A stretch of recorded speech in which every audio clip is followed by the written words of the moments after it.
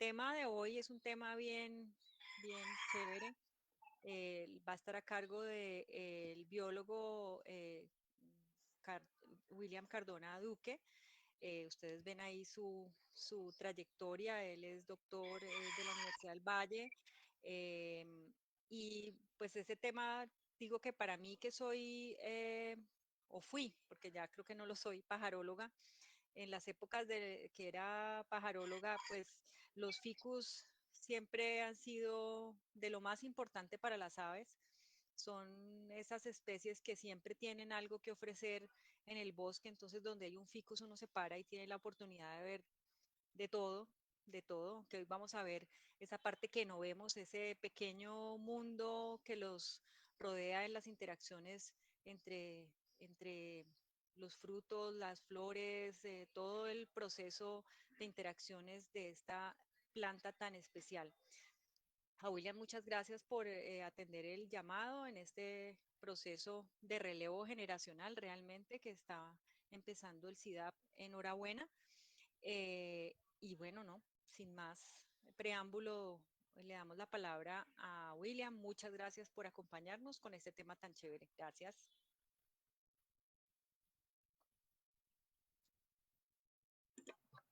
Hola Natalia, muy buenas tardes a todos. Pues es un placer para mí estar hoy en este espacio del Sistema Departamental de las Protegidas y les agradezco mucho por la invitación y por la oportunidad de contarles un poco de lo que he aprendido a través pues, de mi carrera y vida de biólogo, estudiando este sistema que es tan interesante, no tanto como hubiese querido, pero digamos lo suficiente para aprender algunas cosas, maravillarme de ellas y querer compartirlas con los demás. Entonces, pues de nuevo muchas gracias por permitirme estar aquí y pues voy a proceder entonces con la presentación. Natalia, ya no eres pajaróloga, pero las aves te siguen acompañando. Por allá atrás estaba cantando una de ellas. Sí, sí, acá tenemos un, un sitio poco verde en medio de la CBC, pero no se imaginan la cantidad de aves que por unos árboles que tenemos alrededor, la cantidad de aves que nos visitan es increíble, es bellísimo. Tengo un ventanal muy bonito a mis espaldas y entonces me acompañan. Ahorita tengo un azulejo y un carpintero. Excelente. Bueno, entonces procedo ¿sigo con la charla o hay algo más antes? No, William, tranquilo, ya puede arrancar. A través del chat estábamos solicitando autorización, hace una interrupción muy breve para grabar el encuentro. Digamos que estos encuentros se graban con el ánimo de que se convierta en material pedagógico para que diferentes actores puedan acceder a esta información a través de las redes sociales del CIDAP. Entonces, apenas termine el encuentro, pues ya en la otra semana les compartiremos también a todos los presentes la grabación para que la puedan tener. William, muchísimas gracias y bienvenido. Bueno, muchas gracias a ustedes. Bueno, entonces yo el día de hoy voy a compartirles algunas historias sobre, como ya lo decía Natalia, árboles del género Ficus. Les voy a hablar un poco más de eso también, pues para los que no lo conocen. Todos estamos familiarizados de alguna manera con los Ficus, como les voy a mostrar ahorita.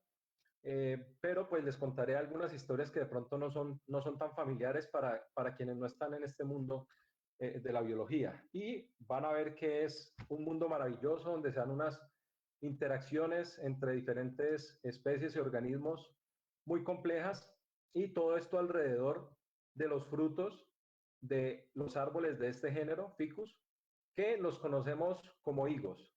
Seguramente algunos ya estarán pensando entonces cuáles son los higos que conocen. Ya lo vamos a ver más adelante. A los árboles del género Ficus pues tienen muchos nombres comunes. Ficus es el género, pero tienen muchos nombres comunes en cada región, en cada zona donde nosotros encontramos especies. Pero en general les llamamos higuerones, aunque pues como algunos saben, los nombres comunes pueden generar confusiones porque higuerones le pueden decir a otras especies, pero digamos que en general el que más los une es ese nombre. Ellos pertenecen a una familia que se llama Moracia. el grupo que los engloba, y pues como ya hemos venido hablando, todos los higuerones son de un género en particular que se llama Ficus. Además de higuerones, bueno, les dicen higueras, les dicen matapalos, les dicen lecheros. ¿Por qué les dicen matapalos? Porque como vamos a ver ahorita más adelante, algunos de ellos empiezan su vida sobre otros árboles como epífitas o hemiepífitas, y a medida que van creciendo van lanzando sus raíces hacia el suelo, luego crecen sobre esa planta, se desarrollan sobre esa planta y pueden llegar a matar la planta. Entonces por eso le llaman matapalos. Uno aquí en Cali lo puede ver con algunas especies, cómo empiezan a crecer sobre otros árboles y al final cuando son muy grandes pues pueden llegar a matarlos.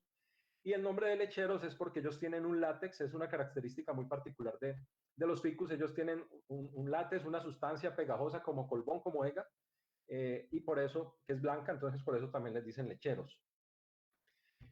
Nosotros tenemos dentro de este género muchas especies, es uno de los géneros de plantas más diversos del mundo, y lo que se conoce hasta el momento es que hay entre 700 y 755 especies que se distribuyen en todo el mundo, pero solo en la región tropical, es decir, en las partes más cerca al Ecuador, más hacia el centro del planeta. Y dentro de esas diferentes regiones en que se divide la zona tropical, entonces hay diferentes números de especies. Por ejemplo, en la zona tropical que se conoce como Indomalaya y Australasia, es donde hay mayor riqueza, es decir, mayor número de especies, se conocen 511 especies.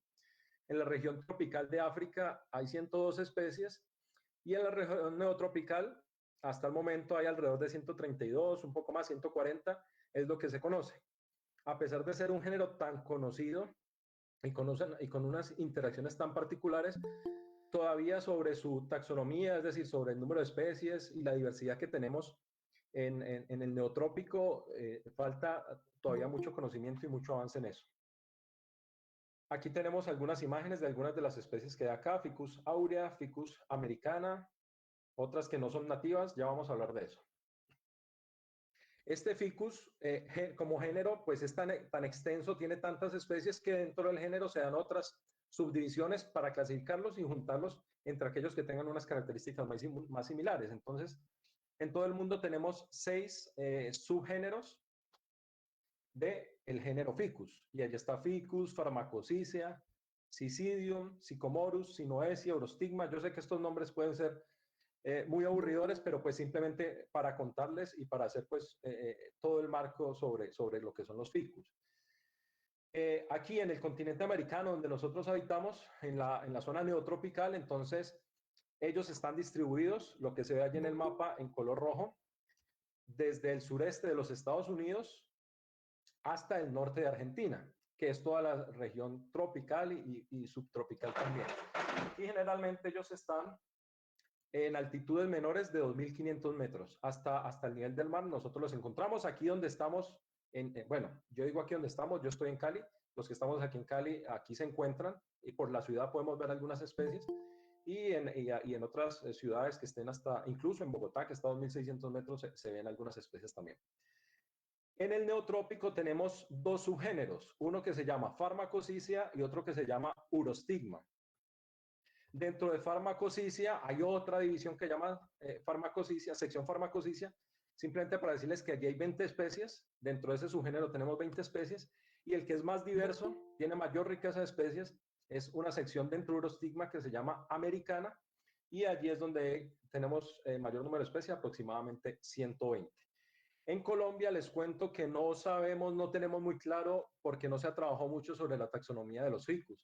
Por ahí en los años 50 hubo un profesor que trabaja en el Instituto de Ciencias Naturales en Bogotá, él era de Barranquilla, que logró un avance importante, pero después de él, pues yo particularmente no conozco muchos más trabajos, seguramente lo sabrán, pero no ha habido mucho avance en cuanto a la riqueza y a identificar las especies que nosotros tenemos. Entonces seguramente si en algún momento alguien empieza a trabajar con este género en Colombia, o si ya lo está haciendo, seguramente encontrará muchas cosas nuevas, muchas nuevas especies. Bueno, esta es la especie de ficus con la que más estamos familiarizados. Seguramente muchos la reconocerán. Se llama Ficus carica. Si no la reconocen así, entonces de pronto con esta imagen les es un poco más familiar.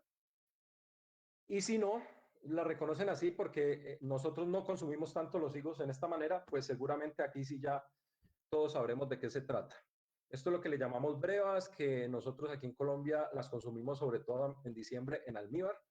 Esa es la especie de ficus más común, pues más famosa, más conocida, pero también es la que se consume. De esas 750 especies que les hablaba, pues en realidad no son muy consumidas. Que yo sepa, está esta Ficus carica, pero, y habrá alguna otra por allí, pero la que se consume de manera masiva es solamente esta. Entonces son las brevas que muchos las tienen en sus jardines. Es una especie aquí en nuestro país exótica o introducida, es decir, ella no estaba aquí originalmente, alguien la trajo justamente porque es comestible y ahorita se reproduce principalmente de manera vegetativa, porque como les voy a explicar más adelante, no hay quien la polinice aquí en nuestro país o en nuestra región. Y tenemos también muchas especies, además de Ficus carica o la breva, la que les acabé de mostrar, tenemos muchas especies introducidas. Y en Cali, por ejemplo, nosotros podemos ver en las calles más especies introducidas que especies nativas. Hay 2 especies nativas comunes y hay muchas especies introducidas que son bastante comunes. Esta primera de aquí arriba, no sé si ven mi puntero, sí, creo que sí, es Ficus benjamina, aquí en Cali es súper común, o aquí en Jamundí, yo estoy en Jamundí, es súper común en los separadores, la sembraron en algún momento, ahorita son unos árboles muy grandes que incluso generan dificultades porque se pueden desenraizar y caer fácilmente. En algún momento entonces fue muy sembrada, muy plantada, pero pues hoy en día no se recomienda. Lo que recomendamos es que se siembren especies nativas. Otra muy común es Ficus elástica. Esta es típica por su forma de crecimiento, sus raíces. Puede tener, uno las ve y parece que tuviera muchos troncos, se extiende mucho. Ficus religiosa, la que tenemos aquí abajo, también ha sido introducida en muchos países porque pues ustedes ven que su hoja es muy bonita, muy llamativa, pero además tiene toda una mística y un tema religioso alrededor de ella que les explicaré más adelante, por eso se llama Ficus religiosa. Bueno, y hay otra cantidad, aquí les muestro por ejemplo Ficus lirata, también es muy común aquí en Cali, en los jardines, en los separadores, y hay muchas otras. Por ahorita les muestro entonces estas. Y como les digo, pues lo ideal es tener especies nativas. Tenemos muchas especies nativas de ficus, eso es lo que deberíamos sembrar. Formas de crecimiento. Entonces tenemos, los ficus pueden ser de vida libre, es decir, la semillita puede ser depositada en un sitio abierto donde hay tierra y ella crece allí solita. Eso se llama vida libre. Ella crece sola hasta que es un árbol gigante. Hay unos que son muy grandes. Pueden ser hemiepífitas. Este es el caso que les decía hace un momento, que empiezan a crecer sobre otro árbol. También es muy común verlo. Uno ve los pequeños árboles de ficus sobre otros árboles. Ellos empiezan a crecer y luego empiezan a tirar estas raíces que vemos acá hacia el suelo y después abrazan al árbol sobre el que crecieron y pueden llegar a estrangularlo y matarlo. En otras ocasiones no, pueden existir los dos. Y escandentes son especies que crecen recostadas, digamos, que utilizan una superficie y van creciendo sobre ella, una superficie que esté vertical. Hay una especie muy común también que se está usando cada vez más, que es introducida, pues que no deberíamos estarlo haciendo, pero se usa cada vez más, porque ella crece sobre las paredes. Entonces uno ve unas casas que se ven muy bonitas porque tienen esta planta pegada a las paredes. Esa se llama Ficus pumila. Es otra de las especies introducidas, como les decía. Algo muy llamativo de los ficus entonces son estas formas de las raíces, de los troncos. Seguramente ustedes las habrán visto en sus ciudades. Bueno, para contar también un poco de lo que significa el ficus culturalmente a través de la historia, porque pues es uno de los árboles más reconocidos. Por ejemplo, en la Biblia los ficus son la primera planta mencionada con nombre propio en la Biblia. En Génesis 3:7 se menciona y también hay un micrófono abierto. William, discúlpame, pro Fernando, ¿es posible que nos ayude cerrando el micrófono? Muchísimas gracias, profe.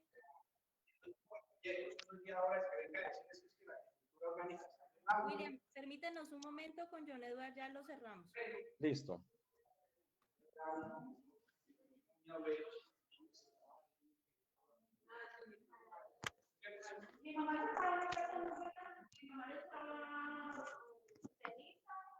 Edward, ¿nos puedes colaborar, por favor, para que William pueda seguir?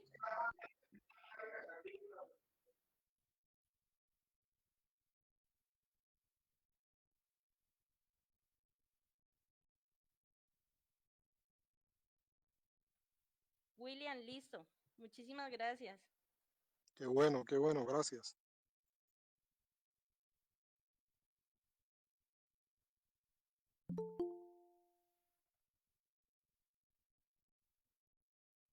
Ah, perdón, es que también me habían silenciado a mí.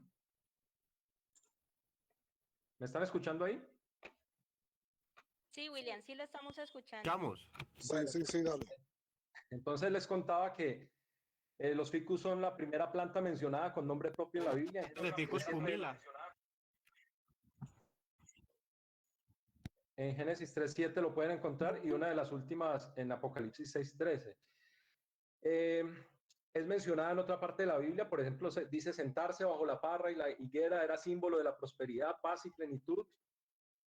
Y también es un símbolo del pueblo de Israel, eh, por lo tanto se le considera un símbolo del pueblo de Dios. Eso pues para contarles la importancia de los ficus también en temas históricos y religiosos y desde dónde se tienen registros y conocimiento de la existencia y la importancia de estas plantas, pero no solamente en el cristianismo. En el budismo es una especie, bueno, hay una especie que es reconocida y más que una especie era un individuo, porque eh, dentro de sus creencias, cuando Buda alcanzó la iluminación, estaba meditando debajo de un árbol de ficus religiosa, ese que les mostré ahorita, por eso se llama ficus religiosa. Entonces, para las personas que practican esa religión, ese árbol, pero no la especie, sino ese individuo en particular, es considerado sagrado y todos los descendientes de él. Y, por ejemplo, hay unas ruinas muy famosas que se llaman Ayutthaya, que son las ruinas de la capital del antiguo reino de Siam, que en algún momento de la historia fue sacada, fue destruida por birmanos. Y durante esa destrucción, en algún momento una de las estatuas de Buda le cortaron la cabeza y con el tiempo un árbol de ficus religiosa creció cerca de la cabeza y la cabeza quedó allí dentro de las raíces. Entonces hoy en día es considerado también un sitio sagrado para los budistas y van hasta allá y hacen peregrinación para rendir veneración al ficus que está allí y a la imagen que quedó allí. Y la foto que ven aquí en Anuddhapura, Sri Lanka, es uno de los descendientes del árbol de ficus religiosa donde el Buda alcanzó la iluminación. Entonces, los ficus son importantes también desde la espiritualidad y desde lo religioso. Para quienes les guste y les interesa el tema, pues ahí les cuento también estos datos curiosos al respecto. Volviendo ya al tema de la biología, entonces, la principal característica de los ficus son sus frutos. Son unos frutos muy particulares que solamente lo tienen ellos. Cuando uno encuentra un fruto de estos, ya sabe que es un ficus, que es un árbol del género ficus. Nosotros los conocemos como higos, en general, lo que les contaba hace un rato. Y ya les voy a contar entonces qué es lo que tienen de particular. Aquí les muestro un poco de la diversidad que tienen. Solo un poco, recuerden que son más de 700 especies.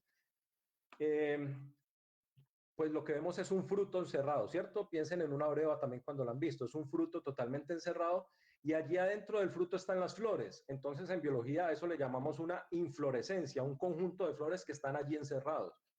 Y nosotros así por encima, pues lo que podemos ver que tienen en común es esta estructura, como un ombliguito que tienen en la parte más alejada del tronco, en la parte distal.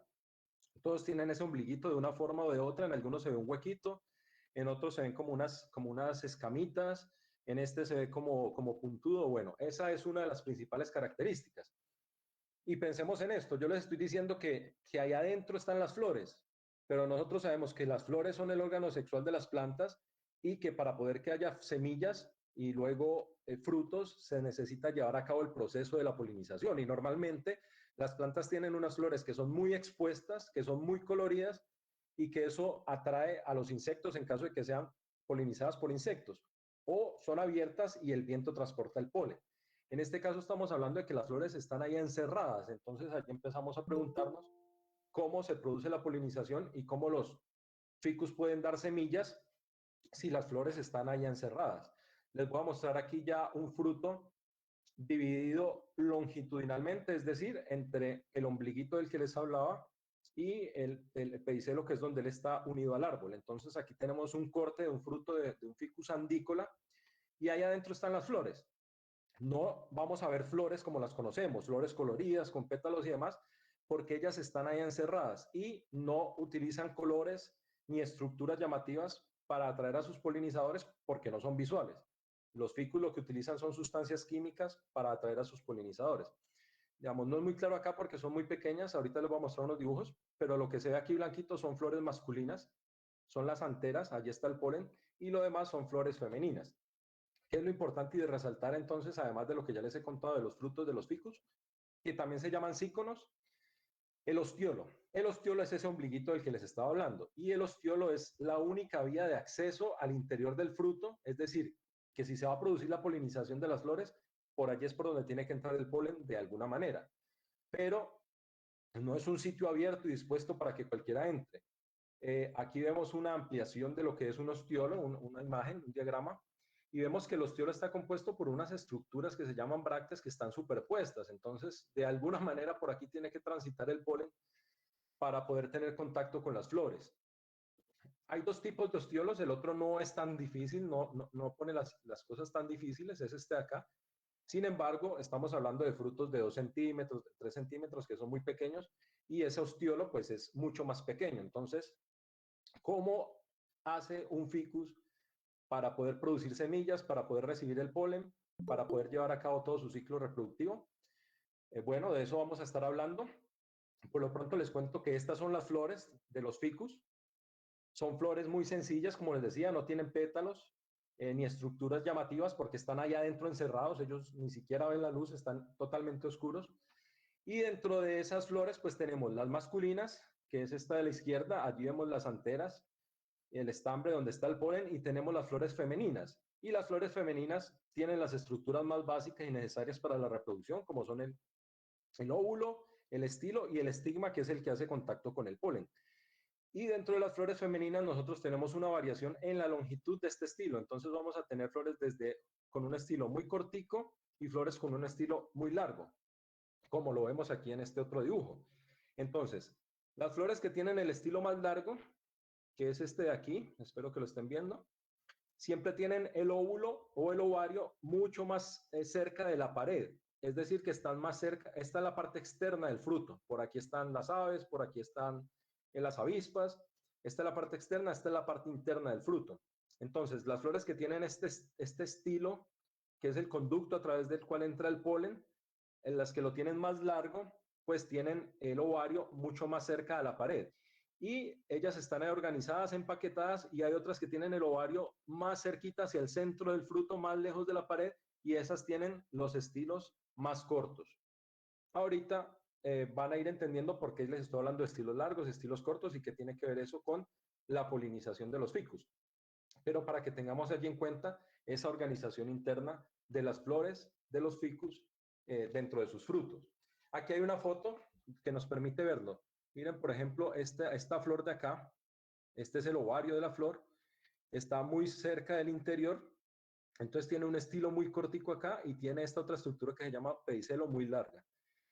Y las que están más aquí, más cerquita de la pared, como esta de acá, entonces esta no tiene pedicelo, está totalmente pegada a la pared y tiene un estilo más largo. Esos estilos siempre llegan hasta el centro del fruto y forman una superficie que en algunos puede ser como esta, muy pareja, como muy formando una plataforma que se llama sin estigma, y en otras ocasiones pues no es así tan la plataforma como esa que vemos allí, pero en general todas llegan hasta el centro del fruto. Bueno, recuerden eso ahí para algo que vamos a ver más adelante. Ahorita les voy a hablar entonces de las interacciones que se dan entre los árboles del género Ficus y los animales. Entonces, allí nosotros podemos tener diferentes tipos de interacciones, pero principalmente dos. Una que se llama mutualismo. A todos seguramente en algún momento nos han hablado de mutualismo. Mutualismo es cuando dos organismos interactúan de manera tal que los dos tienen un beneficio de esa interacción. Entonces, cuando hablamos de polinización, estamos hablando de un mutualismo porque la planta recibe el beneficio del polen de la polinización y el polinizador normalmente tiene un beneficio que es alimento, néctar o polen o sustancias químicas, pero en general el polinizador siempre tiene un beneficio. Entonces, en un mutualismo, cuando dos organismos interactúan, los dos tienen un beneficio de esa interacción. También nos pasa con la dispersión de semillas o la frugivoría. En este caso tenemos un murciélago que se está alimentando de un fruto de un ficus, entonces él obtiene alimento y el ficus está obteniendo como servicio la dispersión de sus semillas. Este murciélago va a coger el fruto, se va a ir a otro lado a comérselo y allá va a dispersar las semillas. Entonces eso le permite a las plantas dispersarse. Las principales interacciones mutualistas en los ficus entonces son polinización y frugivoría. Y por otro lado hay interacciones de explotación. Explotación es cuando uno de los interactuantes tiene un beneficio y el otro tiene un efecto negativo. Allí tenemos, por ejemplo, el parasitismo. En el parasitismo, el parásito obtiene un beneficio porque obtiene alimento, tiene un sitio donde anidar, mientras que el otro, la otra especie, el otro organismo, se ve perjudicada porque está teniendo una enfermedad o porque está entregando recursos que no le van a generar, que lo van a afectar. Y dentro de la explotación también está la depredación, y ahí sí está muy claro cuál es el beneficio y cuál es el efecto negativo. El beneficio es que uno se alimenta y el efecto negativo es que el otro muere. En este caso, el ejemplo que les pongo aquí dentro de las interacciones que se dan en los ficus son las hormigas que se alimentan de las avispas, y en el parasitismo son avispas que no polinizan, sino que parasitan el árbol. Y además de eso, los ficus, como lo mencionaba Natalia en la introducción, son considerados recursos claves en los bosques. ¿Por qué? Los ficus, a diferencia de otras especies de plantas en los bosques, pueden producir frutos en cualquier época del año, y ahorita cuando les explique el ciclo de desarrollo de los ficus, vamos a entender por qué ellos pueden producir frutos o deben producir frutos en cualquier época del año. Mientras que las demás plantas normalmente tienen épocas de fructificación. Entonces, en un bosque tropical va a haber épocas en donde la mayoría de las plantas están produciendo frutos y son las épocas de abundancia, pero van a haber épocas en las que hay pocos frutos, los animales que se alimentan de ellos van a tener dificultad encontrando alimento, pero los ficus siempre van a estar allí porque ellos pueden producir frutos en cualquier momento del año. Entonces, en las épocas de escasez, los árboles del género ficus son los que ayudan en la supervivencia de muchas de las especies que son frugívoras, y aquí les muestro un ejemplo tanto en el neotrópico como en África de algunas de las especies que se alimentan. Estas de aquí son especies nuestras, el tucán. Seguramente las personas que están en la zona andina y que les gusta observar aves conocen estos tucanes. Tenemos murciélagos, estos son calados de África. Aquí tenemos otros murciélagos, otras especies de otros países, y por ejemplo los monos aulladores, que son muy nuestros, también se alimentan de frutos de los ficus.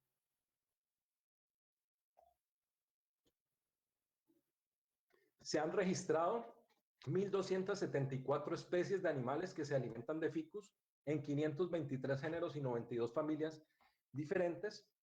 Principalmente son aves y son mamíferos, pero también se han registrado algunas especies de peces cuando hay plantas que están cerca del agua y sus frutos caen al agua, y también reptiles. Y bajo circunstancias particulares son considerados especies piedrangulares. ¿Qué son especies piedrangulares?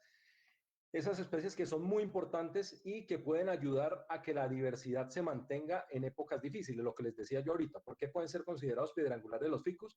Porque en época de escasez de alimentos, ellos pueden ser los que sustentan a la comunidad de frugívoros con la oferta de alimentos. Entonces, una de las razones por las que son tan importantes los ficus.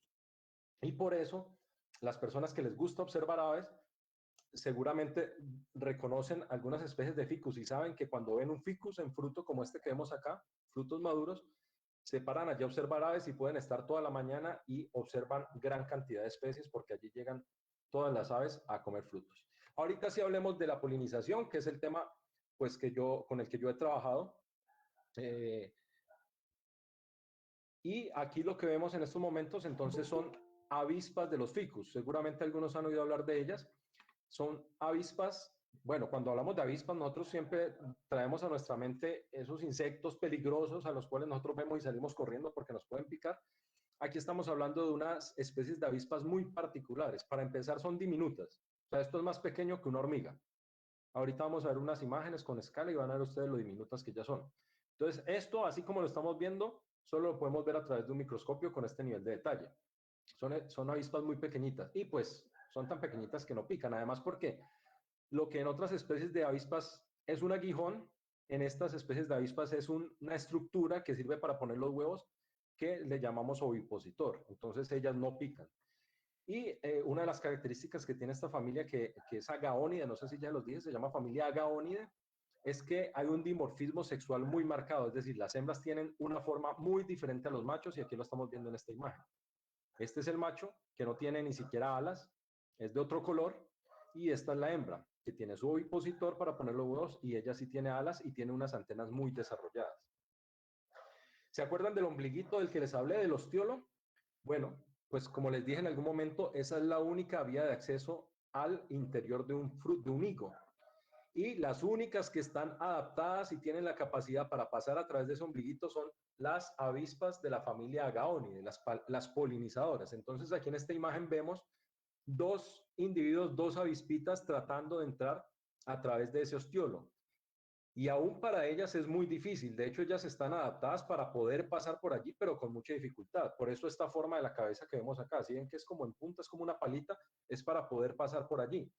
Y aún es difícil para ellas, tan difícil que cuando ellas pasan por allí, pierden las alas, se le parten las antenas, en algunas ocasiones se les parten las patas. Esta que vemos aquí es una que ya pasó a través de un ostiolo. Entonces ellas entran por allí con mucha dificultad, solo lo logran algunas, y ya dentro del fruto, pues van a poner los huevos. Y después de que ponen los huevos, ellas mueren. Allí termina su ciclo de vida.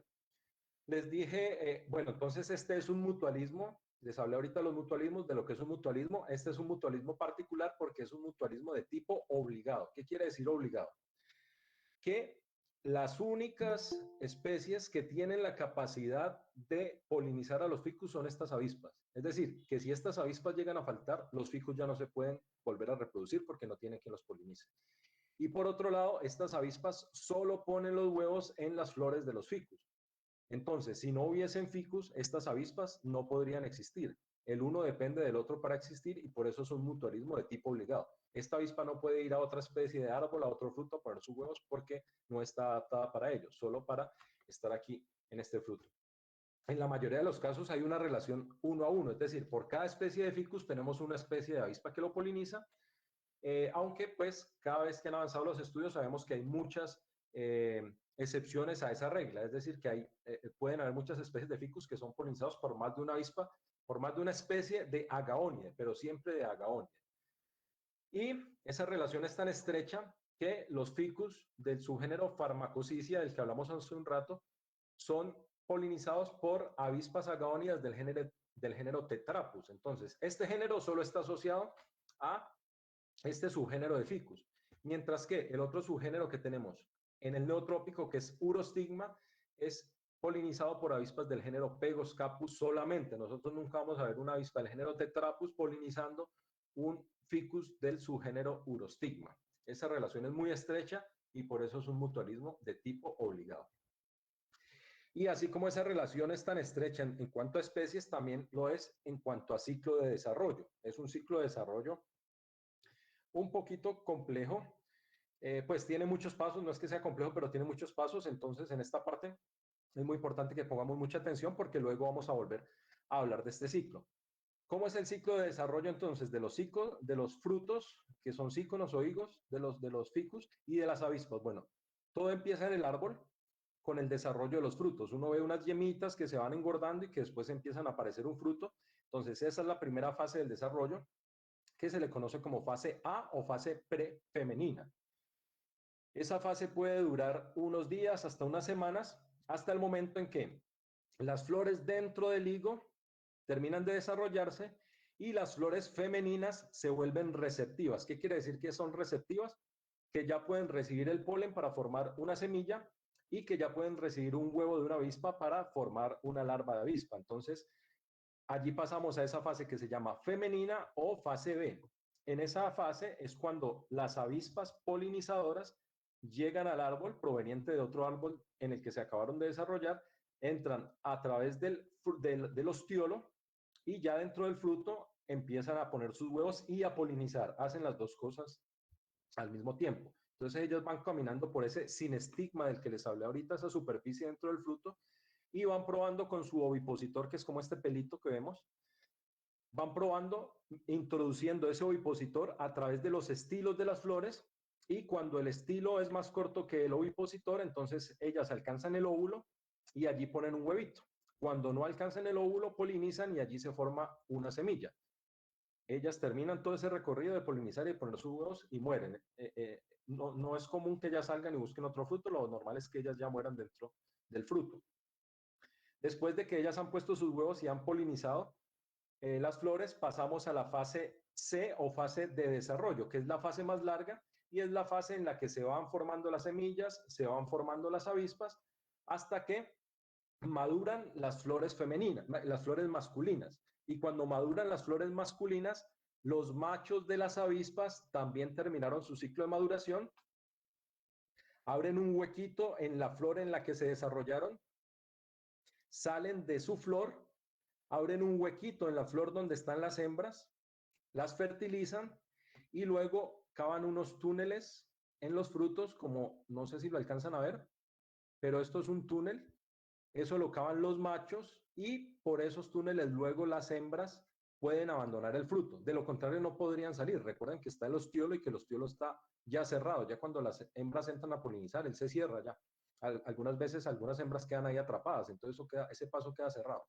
Entonces es muy importante el trabajo de los machos porque ellos abren túneles por donde las hembras luego pueden abandonar el fruto. Esta es la fase D o fase masculina. Es fácil recordarlo porque es la fase en que las flores macho maduran, las flores masculinas, perdón, maduran y los machos de las avispas también maduran. Esa es la fase masculina o fase D. Y la última fase, en este momento, como les digo, es donde los machos emergen de sus flores y abren el túnel para que las hembras puedan salir. Una vez salen las hembras, el fruto pasa a su fase de maduración, que es la fase E. Y las hembras se van volando hasta buscar un ficus que tenga sus frutos en fase femenina, que es cuando ellas pueden entrar. Ese es todo el ciclo de vida también de las avispas. Las avispas tienen entre 1 y 2 días para encontrar otro árbol que esté en fase femenina y luego entran y mueren. Entonces las avispas hembra como adultos solo viven 1 o 2 días. Y los machos igual, pero los machos ni siquiera abandonan el árbol o el fruto porque ellos no tienen alas. Ellos abren el huequito, fertilizan a las hembras y hasta allí llegaron. Ellos no se alimentan como adultos. Como larvas, pues evidentemente sí, para poderse transformar luego en adultos. Entonces recordemos, fase A o prefemenina, fase B o femenina cuando se produce la polinización, fase C o de desarrollo, que es cuando van creciendo las avispitas y van creciendo las semillas, fase D o masculina, que es cuando los machos emergen de las flores y cuando maduran las flores masculinas, y fase E o de maduración. Ya cuando han madurado es que vienen los murciélagos, los micos, las aves a alimentarse. Tiene que ser cuando ya hayan salido las avispas, porque si no se comerían a las avispas y sin avispas no habrían ficus. Ese es el ciclo entonces. Hay mucha variación en los ficus, como les contaba, y nosotros podemos tener ficus como los que yo les acabo de mostrar, que son monoicos, es decir, que en un mismo árbol se producen frutos que tienen los dos tipos de flores, masculinas o femeninas, pero también hay ficus que se llaman ginodioicos. De estos no tenemos nosotros en el neotrópico, solo una especie que es introducida, que es Ficus pumila, pero esa no tiene avispas acá y no se reproduce. Todas las especies nativas nuestras son monoicas. Pero las ginodioicas, ¿cuál es la diferencia? La diferencia es que hay árboles que producen frutos solo con flores femeninas y hay árboles que producen frutos que tienen los dos tipos de flores, femeninas y masculinas. Entonces, cuando una avispita emerge del fruto, cuando es adulta y va a polinizar, ella se va a buscar árboles que estén en fase femenina y va a tener dos opciones. O encuentra un árbol que tenga flores femeninas y masculinas, ella puede entrar allí, allí puede poner huevos, allí se desarrollan las avispas y cuando nazcan van a poder tener polen e ir y polinizar otros árboles. Ella también puede llegar a otro árbol que solo tenga flores femeninas. Ella entra allí, pero normalmente estos árboles tienen los estilos muy largos, entonces ella no alcanza a poner huevos, así que estos árboles van a producir solamente o principalmente semillas. La polinización dentro de los ficus y dentro de las especies de avispas puede ser activa o pasiva. ¿Qué quiere decir eso? En el caso en que la polinización es activa, las avispas tienen unas estructuras, yo sé que la imagen no es muy clara, pero ellas tienen una estructura aquí en sus paticas, lo mismo que vemos aquí, donde es como un bolsillito, de hecho así se llama pollen pocket, que es bolsillo de polen, donde ellas pueden guardar el polen. Entonces, una avispa que hace polinización activa sale de la flor en la que se desarrolló, va y busca flores masculinas como las que vemos acá blanquitas y raspa con sus patas las flores, las anteras y recolecta el polen y lo guarda en esos bolsillitos. Y una vez ha hecho eso, sale por los túneles que abrieron los machos y se va en busca de un ficus que tenga frutos en fase femenina. Cuando es pasiva, las especies no tienen esos bolsillitos, ellas no van a buscar las flores, simplemente ellas salen de no van a buscar las flores masculinas para recolectar el polen, ellas simplemente salen de la flor en la que se desarrollaron, se van caminando buscando el túnel de salida y mientras van caminando, el polen se les va pegando al cuerpo y ellas salen, llegan a otro árbol y caminan, entran al fruto, caminan por las flores y allí se produce la polinización. Entonces, cuando las especies de ficus son polinizadas activamente, tienen poquitas flores masculinas, porque el sistema es más eficiente. Las avispas van y buscan las flores y recolectan el polen activamente, así que no se necesita mucha flor masculina ni mucho polen. Mientras que cuando la polinización es pasiva, las avispas, los frutos de los ficus tienen muchas flores masculinas, porque necesitan tener mucho polen que se riegue por todo el fruto para que se le pueda pegar al cuerpo de las avispas. Bueno, ese es el ciclo, esa es la relación entre las avispas y sus polinizadores, entre los ficus y las avispas polinizadoras. Les expliqué entonces cómo se produce la polinización. Ustedes ven que es un ciclo largo, complejo, y la misma postura de los huevos también es compleja, porque la avispa polinizadora con su ovipositor tiene que, como enhebrando una aguja, tiene que pasar por el estilo de la flor para poder poner el huevo.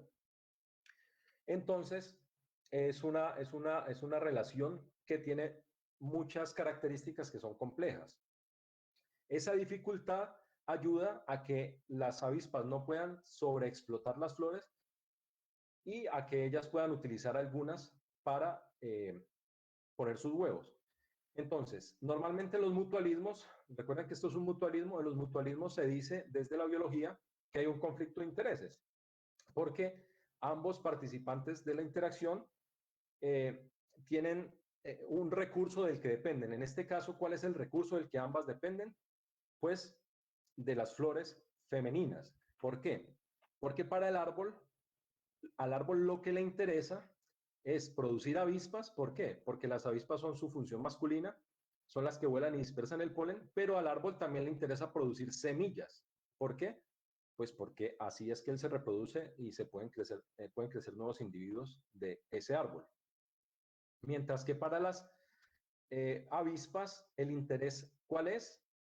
Las flores femeninas. ¿Por qué? Porque allí es donde ellas ponen los huevos y se produce su descendencia. Entonces, digamos que la evolución va a tender a que las avispas cada vez exploten más flores femeninas porque van a tener una mayor descendencia, más numerosa, mientras que para los árboles la evolución debería conducir a que haya un equilibrio para que puedan producir avispas y semillas.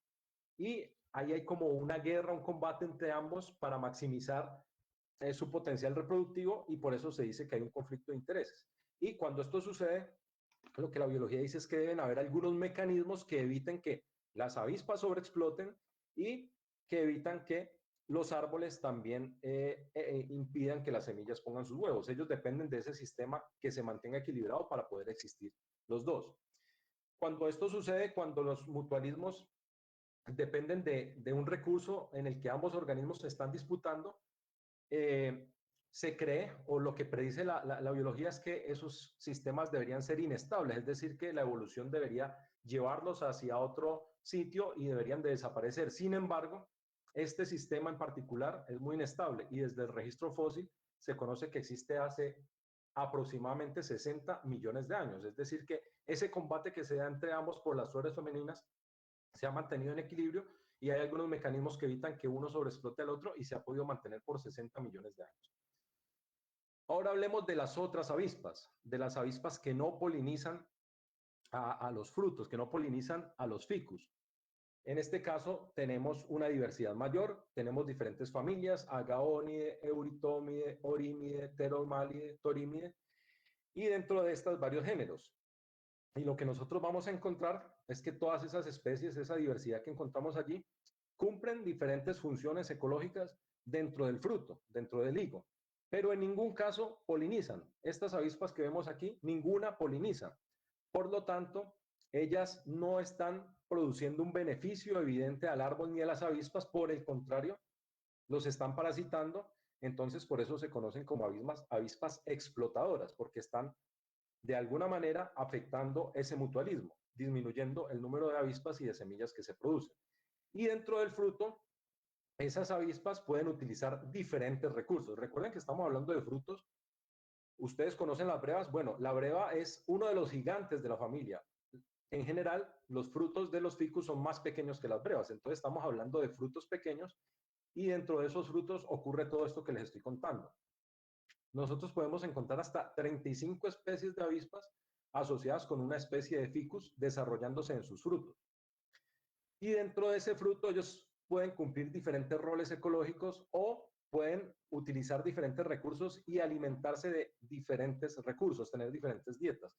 Entonces podemos tener formadores primarios de agallas. Bueno, yo no les he hablado de agallas todavía, pero llegó el momento. Las agallas es una estructura que se forma en las flores. ¿Se acuerdan de los óvulos que les he mostrado, los ovarios de las flores? Bueno, cuando una avispa pone un huevo allí, se induce un mecanismo que hace que crezca allí tejido vegetal, y eso es lo que se llama agalla.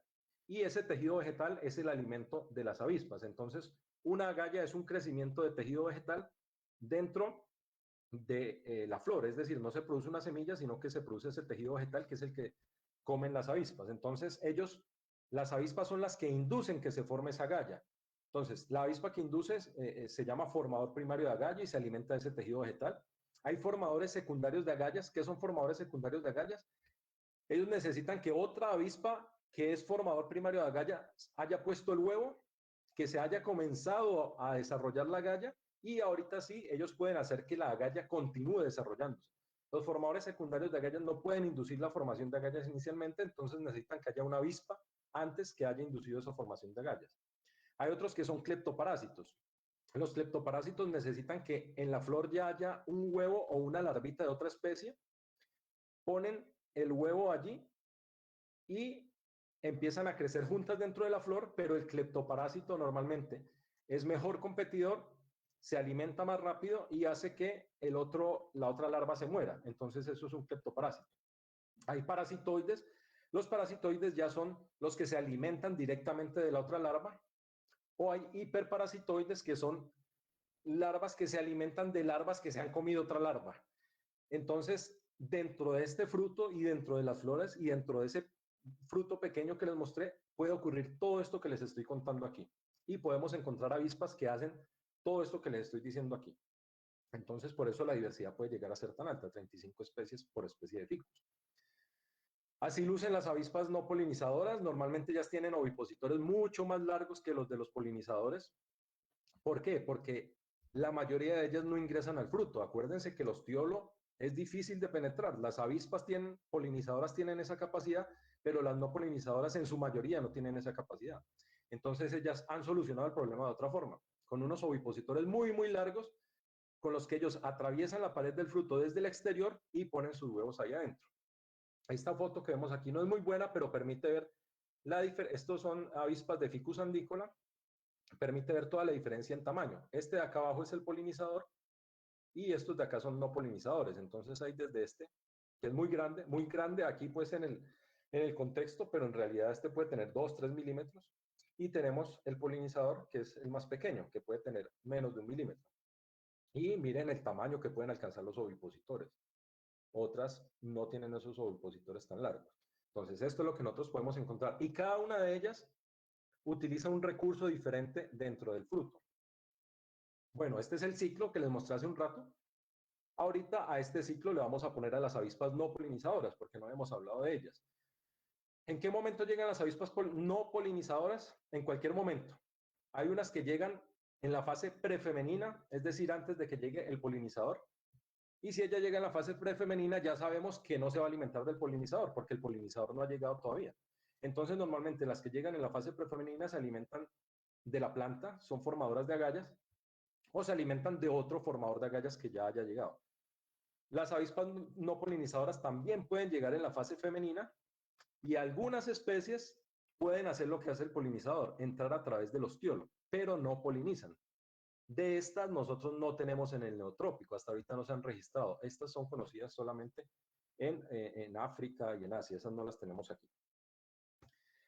Tenemos otras avispas no polinizadoras que llegan en la fase de desarrollo, y como esta es la fase más larga, normalmente es la fase en la que llegan más avispas no polinizadoras. Y estas que llegan en este momento, pues se pueden alimentar de cualquier cosa, porque para este momento ya tenemos formadores de agallas, ya tenemos polinizadores, ya tenemos semillas, tenemos flores. Entonces, estas son las más difíciles de determinar de qué se alimentan, porque son las que llegan cuando ya hay mucha vida dentro del fruto. Entonces, las avispas no polinizadoras pueden llegar en cualquier momento. Bueno, ¿cuál es el papel de las avispas no polinizadoras en el mutualismo Ficus agavoni entonces? Si estamos diciendo, y es muy claro el papel de las polinizadoras y la relación que ellos tienen y cuál es el efecto que tiene el uno sobre el otro, se necesitan para vivir, es un sistema que en teoría puede ser frágil, y si nosotros a este sistema que en teoría puede ser frágil le metemos avispas no polinizadoras, pues entonces parece que la cosa se volviera más difícil, más complicada y más frágil. En un estudio que nosotros hicimos en Otunquimbaya ya hace varios años, lo que encontramos es que en estas gráficas que vemos aquí al lado, cuando las avispas no polinizadoras están presentes, se produce menor número de avispas polinizadoras. Entonces, estos son 266 frutos que nosotros revisamos en los cuales no habían avispas no polinizadoras y se produjeron aproximadamente 65 en promedio avispas polinizadoras, mientras que en estos otros 147 frutos que nosotros revisamos, donde no habían avispas no polinizadoras, aquí sí habían, en estos no habían, en ese caso se producían más del doble, 125 o el doble, 130.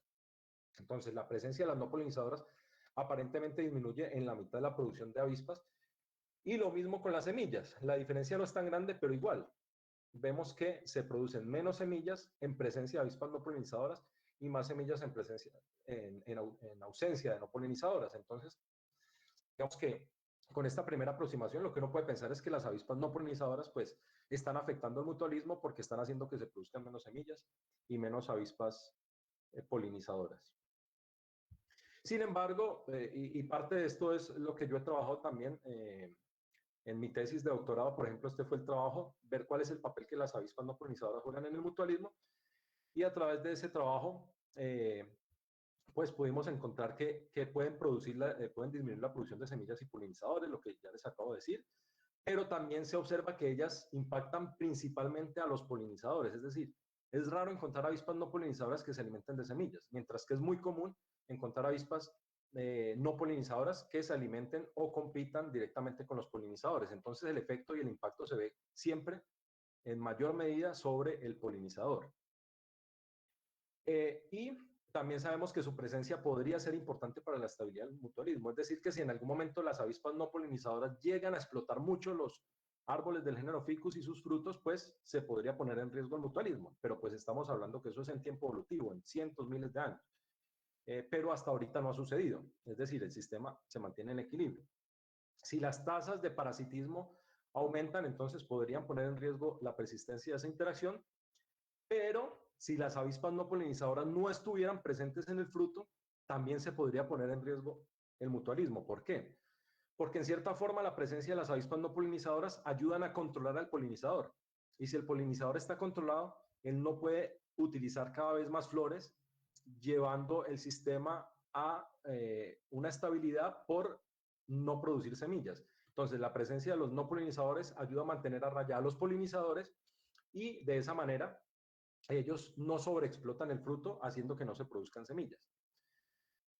¿Por qué se da esto?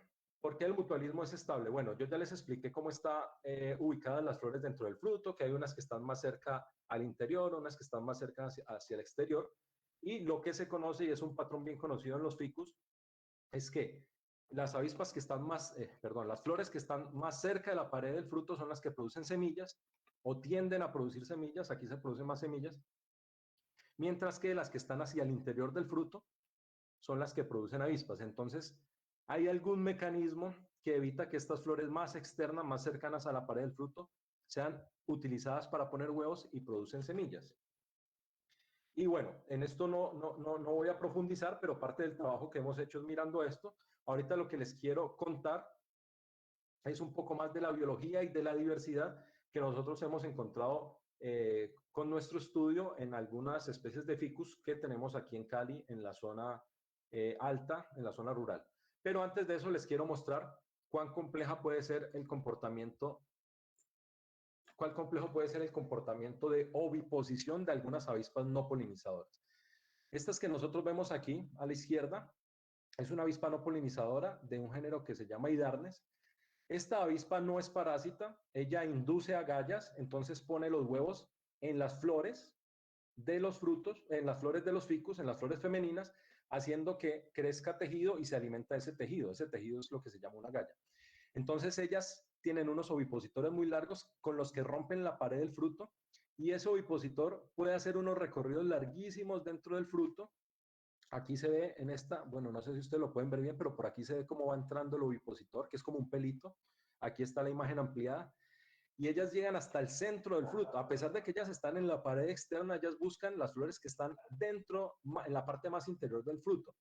Y ponen los huevos de la misma manera que lo hace el polinizador. Es decir, ellas no perforan el óvulo, sino que buscan dónde está el estigma y atraviesan con ese ovipositor, con ese pelito, aquí como si estuvieran enhebrando una aguja, atraviesan el estilo y llegan hasta aquí, hasta el ovario, y ahí ponen el huevo, pero desde afuera. O sea, ellas no están viendo nada, ellas no están tocando nada con las antenas, todo es con el ovipositor. Y el ovipositor puede hacer unos recorridos muy complejos dentro del fruto. Ellos utilizan otros estilos para anclar y para poder ir dando esta curva con el ovipositor hasta que lo meten por aquí por el estilo. Esta de aquí es una flor, entonces ya lo meten por aquí por el estilo, aquí hasta adentro, y aquí ponen el huevo. Entonces, es un comportamiento muy llamativo porque lo hacen desde afuera y buscan las flores más internas. Esa es una de las razones por la que las flores externas producen semillas, porque incluso están a salvo desde los que ponen los huevos desde afuera, porque buscan las flores más internas. Aquí les voy a compartir un videito donde se muestra cómo las avispas no polinizadoras, estas que ponen los huevos desde afuera, cómo es el procedimiento. Entonces, bueno, aquí hay unas fotos pero este es el videito, miren. Esto es una imagen que está muy acelerada, esto ocurre más lentamente, pero entonces ella va introduciendo allí de a poco el ovipositor, tiene que contorsionarse porque ese ovipositor es muy largo, mire cómo se contorsiona. El ovipositor, lo que nosotros vemos son unas valvas, se llaman, es como la funda de un machete. Entonces, lo que nosotros vemos aquí realmente es la funda, lo que está protegiendo el ovipositor, y el ovipositor es un pelito que aquí se alcanza a ver, que está dentro de esa funda que lo protege. Entonces se contorsiona, con las valvas puede introducir y allí empieza a penetrar de a poco. Cuando llega a una altura suficiente, libera las valvas. Mire, este es el estuche, ya quedó liberado. Y lo que vemos aquí es, bueno, no sé si ustedes lo alcanzan a ver, pero es un pelito acá. Ese es el ovipositor. Y allí va penetrando con el ovipositor hasta que ya llega al fondo. Y bueno, este venía con sorpresa, pero allí entonces es cuando ella pone los huevos. En ese momento ya son muy vulnerables y pueden ser atacadas por hormigas, como lo vemos aquí.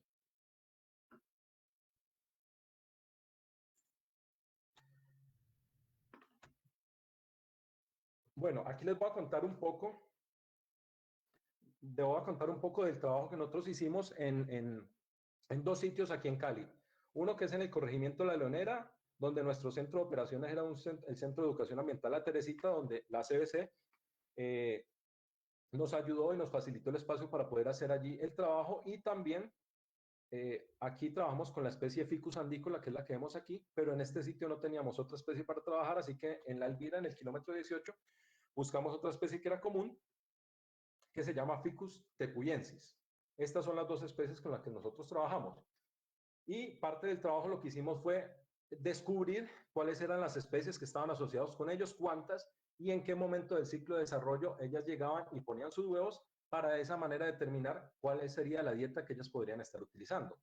Para eso nosotros hicimos la búsqueda, el marcaje y seguimiento de los árboles. trabajamos en 22 individuos de Ficus andicula y 10 de Ficus tepuyensis. Tuvimos muchos más, pero estos fueron de los que obtuvimos los frutos. Recolectamos 772 frutos de Ficus andicula y 299 de Ficus tepuyensis.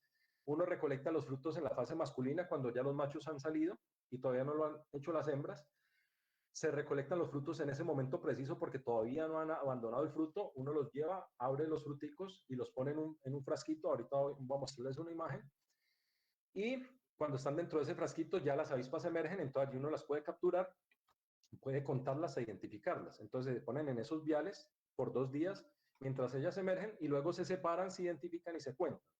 De esa manera podíamos saber qué especies estaban llegando y se estaban reproduciendo en cada especie de ficus. Y por otro lado, también nos interesaba saber en qué momento estaban llegando a poner sus huevos, porque como les mostré, ellas pueden llegar en cualquier momento del ciclo. Y sabiendo en qué momento llegan, podemos deducir qué recursos están utilizando. Entonces, para eso utilizamos unas trampas pegajosas, que son estas que ven aquí, unos cuadritos amarillos, porque el amarillo atrae a las avispas, y todos esos punticos que vemos allí son avispas que se quedan pegadas y después nosotros podríamos recolectarlas. Eso se hizo en 5 árboles y en cada árbol se ponían 5 trampas de 15 por 25 centímetros. Esto nos permitía saber quién estaba llegando en qué momento del ciclo. Pero para saber quién estaba ovipositando en qué momento del ciclo, hicimos otro experimento. Hacíamos el seguimiento, este es el Ficus andicula, estos son los frutos apenas están saliendo. Aquí ya hay algunas avispas que ponen huevos, entonces uno debe embolsar los frutos, como se ve acá, poner una bolsa de tela para evitar que las avispas pongan sus huevos, incluso antes de esto, porque si uno los pone aquí ya han puesto huevos. Entonces nosotros hacíamos seguimiento de los árboles y cuando iban a comenzar a dar frutos, incluso antes uno decía vamos a taparlos porque si esperamos a verlos ya han llegado las avispas. Y una vez entonces estaban llegando, se embolsaban en diferentes momentos del ciclo, ya les voy a mostrar un gráfico de los diferentes momentos, y esperábamos hasta que los frutos maduraran, como se ven acá. Y cuando ya ellos maduran, entonces se recolectaban, bueno, antes de que maduraran, perdón, en la fase masculina, cuando los machitos han salido, pero todavía no han abierto el túnel, entonces allí abríamos el fruto y los poníamos en esos frasquitos y allí las avispas emergen. Aquí se ven, en la pared del fruto se ven las avispitas. Y allí se espera por 48 horas. Entonces, ¿cómo hacíamos nosotros? Poníamos esas bolsas, ¿en qué momento del ciclo? Bueno, se les voy a mostrar aquí. Aquí tenemos las diferentes fases, entonces de las que le hablo ahorita, fase prefemenina, fase femenina y la fase de desarrollo. Con base en esas 3 fases, entonces poníamos las bolsas. Bueno, y la fase masculina, que es cuando los recolectábamos. Entonces, antes de que comenzara la fase prefemenina, cogíamos 2 ramas y poníamos bolsas. Eso evitaba que las avispas pusieran huevos. Entonces ya sabíamos que en esas todavía no había puesto huevos ninguna avispa. Luego, cuando llegábamos a la fase femenina, ¿cómo sabíamos cuándo se llegaba a la fase femenina? Teníamos que estar abriendo los frutos y mirando los estigmas de las flores. Ellos tienen un cambio en su estructura, se vuelven como más esponjosos y ya sabemos que allí pasaron a la fase femenina. Entonces, en ese momento, cogíamos una de estas ramas y le quitábamos la bolsa. Entonces, esa rama no estuvo expuesta a las avispas en la fase prefemenina, no pusieron huevos en la fase prefemenina, la abríamos ahorita cuando comenzaba la fase femenina y la exponíamos. Entonces, en esa rama solo iban a poner huevos las avispas que llegaran en la fase femenina. Y en ese momento embolsábamos otra rama. Y esta rama que embolsábamos fue la que estuvo expuesta en toda esta fase prefemenina. Entonces, con esta íbamos a saber qué avispas pusieron huevos en la fase prefemenina. Esta rama que había sido desembolsada, una vez pasada la fase femenina, la volvíamos a embolsar. Entonces, esta rama fue expuesta en la fase femenina y así sabíamos qué avispas pusieron huevos en la fase femenina. Y aquí le quitábamos la bolsa a una de estas que embolsamos primero. Entonces, esta no estuvo expuesta en ningún momento, la quitamos aquí y ahorita vamos a saber cuáles son las avispas que ponen huevos a partir de la terminación de la fase femenina. Al final, en la fase masculina, todas eran desembolsadas y hacíamos este procedimiento de ponerlos en los frasquitos a los frutos y así sabíamos en qué momento esas avispas habían puesto los huevos. Como los frutos estaban embolsados, no tenían tampoco acceso las avispas polinizadoras. Entonces nosotros teníamos que buscar árboles que estuvieran en fase femenina, nosotros mismos recolectar las avispas y llevarlas hasta aquí a las ramas, ponerlas dentro de esta bolsa para que ellas pudieran entrar y polinizar los frutos. Bueno, estos son ya los resultados. Encontramos en el caso de Ficus andícolas 31 especies, pero 28 eran avispas no polinizadoras, 28 especies de avispas no polinizadoras, aquí están todos los géneros. Ustedes van a ver que la mayoría dicen SP es porque esas avispas no han sido descritas todavía hasta nivel de especie. La taxonomía no es muy bien conocida, solo algunas como esta, Pterangium ojipes, pero la mayoría son especies nuevas, habría que describirlas. Y en el caso de Ficus tepuyensis encontramos 16 avispas no polinizadoras y en total 19 con 3 avispas polinizadoras. Y estas gráficas que vemos aquí son la densidad, se llaman curvas de densidad promedio de llegada de avispas a los frutos de Ficus andícola. Esto es lo que nosotros miramos en las trampas amarillas. Entonces, había momentos de mayor densidad de una especie. Ese es el momento en que ellas estaban llegando en mayor número. Entonces, nosotros aquí lo tenemos dividido por especies. Aquí están todas las especies que llegan, bueno, las más comunes. Entonces, estos picos es el momento en el que ellas llegan en mayor densidad. Entonces, y en el eje X lo que tenemos es el ciclo de desarrollo del fruto. Entonces, esta línea punteada es la fase femenina, el momento en que los estigmas, las flores femeninas se volvían receptivas. De aquí hacia atrás hay 15 días y de aquí hasta adelante hay 94 días. Es decir, que en promedio todo el ciclo de desarrollo de un fruto es de 3 meses y medio, más o menos. Entonces, desde que comienza a desarrollarse el fruto hasta que empieza la fase femenina, pasan 15 días y vemos que hay algunas especies que están llegando en ese momento. Vamos a verlo aquí ya separado especie por especie. En todas las gráficas siempre va a estar el polinizador, que es esta de aquí central, que está más cerca de la línea puntada y que está con una punta más evidente.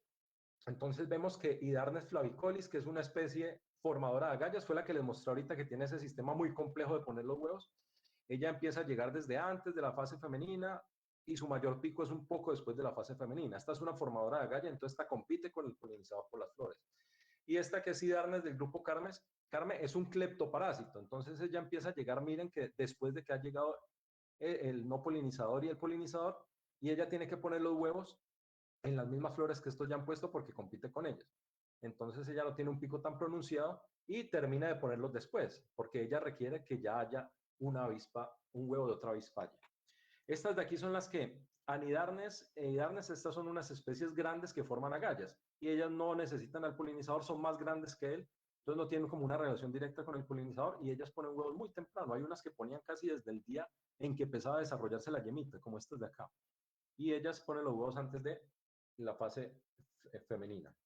Aquí tenemos otras que son del género Apocerus, que son las que más duran y uno las ve siempre en las trampas que están llegando casi todo el tiempo. Tienen sus picos, pero están más distribuidos a lo largo del tiempo.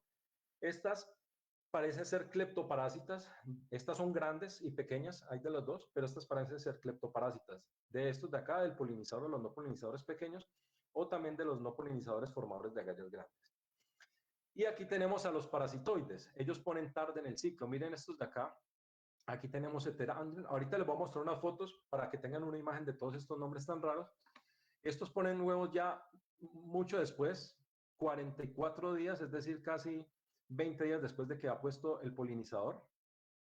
Y estos entonces son parasitoides. Pueden ser parasitoides o incluso hiperparasitoides, porque pueden ser parasitoides de otros. Es decir, estos se alimentan directamente de otras larvas que ya estaban allí antes.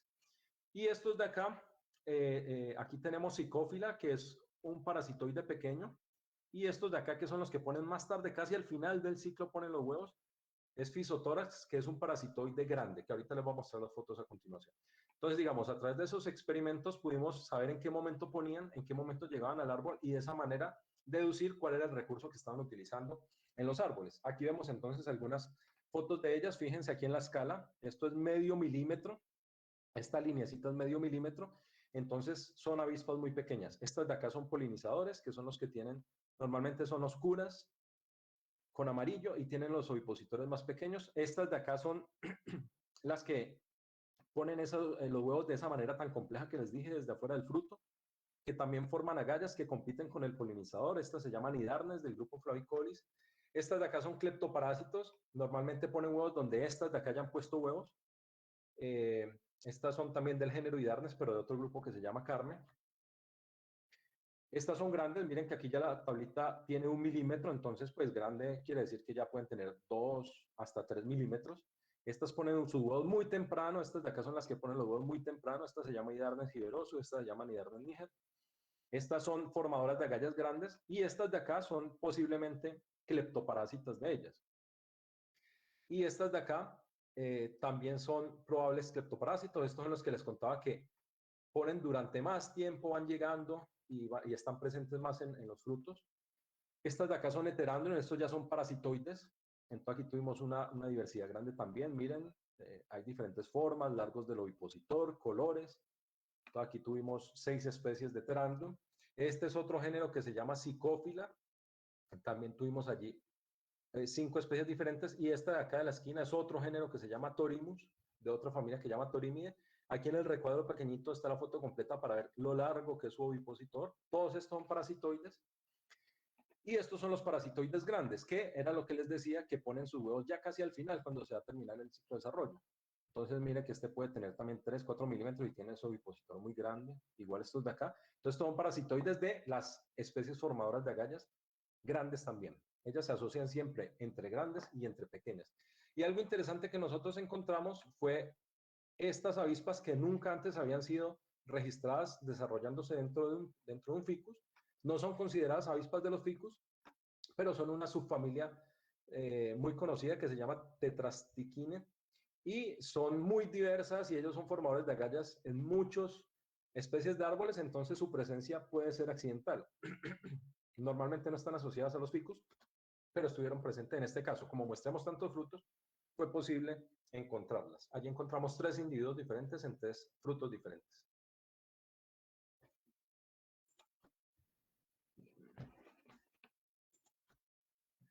Bueno, ya estoy terminando. Esta es la última parte para mostrarles otras interacciones que se pueden encontrar dentro de los frutos, asociadas a los frutos de Ficus andicola. Por ejemplo, las hormigas. Las hormigas son muy comunes en los frutos de Ficus andicola, de Ficus en general, perdón, no de Ficus andicola.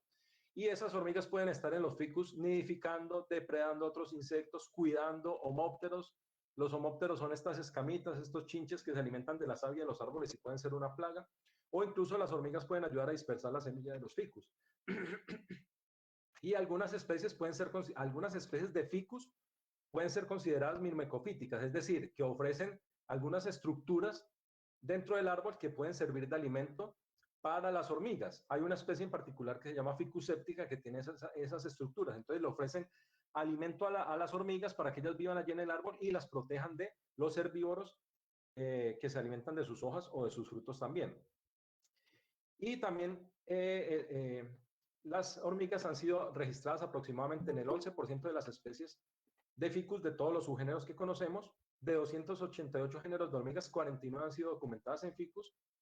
Y también se sabe que ellas pueden interactuar con las avispas y pueden afectar esa interacción entre los árboles y las avispas. ¿Por qué? Porque ellas llegan a los frutos en el momento en que ellas van a emerger y pueden empezar y alimentarse cazándolas cuando están saliendo de allí o cuando las avispas no polinizadoras están poniendo sus huevos. Ustedes vieron ahorita en el video que es un proceso muy complejo, se vuelven vulnerables. Entonces allí las hormigas pueden ayudar a depredar y a controlar a las avispas no polinizadoras también. Entonces también pueden estarle prestando un servicio al mutualismo, ayudando a controlar las avispas no polinizadoras. Aquí vemos entonces que ellas esperan a que ellas emerjan del fruto para alimentarse de ellas. Entonces, las avispas no polinizadoras, incluso cuando llegan a ovipositar al árbol, se han encontrado que desarrollan algunas estrategias para evitar ser depredadas. Entonces, la emergencia se puede dar, es decir, la salida de las avispas de los frutos se puede dar en periodos cuando las hormigas no son muy activas para evitar que las depreden. Pueden salir rápido del fruto para evitar que las depreden o pueden comportarse como los machos para no ser detectadas. En ocasiones, la presencia de las hormigas evita que las avispas no polinizadoras comiencen a ovipositar, lo que les había dicho hace un momento, entonces pueden ayudar a controlar el parasitismo. E incluso se ha detectado que algunas no polinizadoras como hidarnes, como las que yo les he mostrado aquí, que son estas de aquí de la foto, puedan escapar de la depredación de las hormigas, parecen escapar, perdón, de la depredación de las hormigas a través de un comportamiento. Eso lo vamos a ver aquí en un videito. Entonces, miren, estas son avispas del género hidarnes, esas que tienen el ovipositor muy largo. Allí ella está, esta está caminando sobre el fruto, va a ovipositar. Acá hay una que ya está ovipositando y esta apenas está introduciendo el ovipositor. Entonces, en este momento ya es muy vulnerable. Aquí puede llegar una hormiga y comérsela fácilmente porque como tiene el ovipositor dentro del fruto, no va a poder volar fácil. Y allí llega la hormiga y ellas ahí mismo adquieren un comportamiento, si ven, como se aplastan allí, se quedan quieticas, y ese comportamiento evita que la hormiga la pueda detectar. Entonces la hormiga pasó por allí, las tocó, no las identificó y no las depredó. Entonces se considera que ese es un comportamiento que ha desarrollado evolutivamente para evitar que ellas puedan ser depredadas. Ajá. Sí, hay muchas. Ya voy a terminar. Estas son mis últimas 2 diapositivas. Bueno, otra interacción interesante dentro de los frutos es estas especies de escarabajos, cucarrones. Estos son unos cucarrones muy particulares porque recuerden que la característica, o les cuento que la característica principal de los cucarrones es que tienen las alas anteriores modificadas en unas estructuras que llaman elitros, que normalmente cubren todo el abdomen del cucarrón. Esta familia en particular tienen unos elitros muy corticos que dejan expuesto todo el abdomen. Estos se llaman estafilímidos. Y se han encontrado un género en particular que es especialista de los ficus. Este género solo se encuentra en los ficus. Y ellos se especializan en depredar a las avispas de los ficus. Pueden alimentarse de avispas polinizadoras y no polinizadoras. Y ellos llegan al final del ciclo. Ellos llegan cuando ya los machos han abierto los orificios por donde escapan las hembras y entran por esos orificios. Y ahí adentro empiezan a alimentarse de las avispas. Incluso se observa un comportamiento muy particular, y es que algunos de estas especies de cucarrones, de estafilímidos, entran al fruto, esperan a que los machos abran los huecos, entran y tapan los huecos desde adentro para que las avispas no puedan salir y se alimentan de ellos. Y lo pueden hacer como adultos o como larvas. Aquí tenemos una imagen de una larva dentro del fruto del ficus. Estos son agallas vacías ya, y allí adentro se alimentan entonces y depredan a las avispas. Y finalmente, otra interacción que se da en los frutos es la interacción entre avispas, flores y nemátodos. Entonces, se ha encontrado que las avispas de los ficus, las polinizadoras, están asociadas con unos nemátodos. Los nemátodos son unos gusanos parásitos muy pequeños que están dentro del cuerpo de las avispas, y se ha encontrado que también, así como hay una alta correspondencia entre las especies de avispas y los ficus, entre las especies de avispas polinizan a los ficus y los ficus, también hay una alta correspondencia entre las especies de avispas y las especies de nemátodos. Y también hay un ciclo particular dentro de los nemátodos para desarrollarse en las avispas y en el ficus. Y se ha encontrado que ese ciclo puede variar entre las diferentes especies de nemátodos. Entonces, observemos aquí. Bueno, este es el ciclo del que yo ya les he hablado. Las avispas llegan, ingresan al fruto, ponen los huevos en las flores femeninas, mueren dentro del fruto. Una vez ellas mueren dentro del fruto, los nemátodos salen de ellas. Entonces, en esta parte del gráfico más abajito, aquí vemos los nemátodos saliendo de ellas. Y dentro del fruto, los nemátodos se reproducen, ponen sus huevos, de manera que cuando las avispas emergen de las agallas para recolectar el polen, ellas aprovechan y entran dentro de la avispa. Así que cuando la avispa se va del fruto, se lleva a sus nemátodos cargándolos, y cuando llega otro fruto, los nemátodos salen del cuerpo y se reproducen, y así también sigue el ciclo de los nemátodos. Y en algunos casos, cuando el nemátodo sale de la avispa, no se queda dentro del fruto, sino que se mete dentro de las flores masculinas. Allí se reproduce dentro de las flores masculinas, de manera que cuando la avispa llega a recolectar el polen, entra a la avispa y ya la avispa se va con sus nemátodos y se cumple de nuevo todo el ciclo. Bueno, esto era lo que les quería contar dentro de un poco del trabajo que yo he realizado, pero también de lo que se conoce de los ficus, porque este es un sistema que ha sido bastante estudiado, pero principalmente en otras regiones. Yo les mostraba ahorita cómo la mayoría de las especies de avispas del estudio que nosotros hicimos no están identificadas. Es porque en el neotrópico y principalmente en la región andina no ha habido muchos trabajos de taxonomía, entonces todavía desconocemos mucho de la diversidad dentro de los ficus aquí en el neotrópico y principalmente en la zona andina, y también dentro de su dinámica. Entonces, a través de estudios de este tipo podemos aportar también, a pesar de que el sistema ya ha sido tan estudiado, podemos aportar cosas nuevas y nuevo conocimiento dentro de este sistema. Esta foto que ven ustedes aquí es de Ficus andicola, y esta es una avispa no polinizadora del género Physotórax. Estas son las que ovipositan casi al final del ciclo, ya aquí falta poco para que el fruto madure. Entonces ella es parasitoide de otras avispas grandes dentro del fruto. Muchas gracias, eso era lo que les quería contar. Espero que no se hayan dormido todos. Para nada, súper. Para nada, excelente. Aquí estamos. Muchísimas gracias a William, nuestro ponente. Y antes de seguir con el conversatorio y las preguntas que nos han dejado en nuestro chat, les queremos recordar, por favor, llenar la encuesta. No se vayan aún. Llenar la encuesta, llenarla en la participación del día de hoy. Recuerden que estamos manejando una tabla de datos y la idea es, estamos gestionando todo lo posible para entregarles un certificado ya finalizando el año, cuando ya finalicemos todos los encuentros de Parchémonos, ¿vale?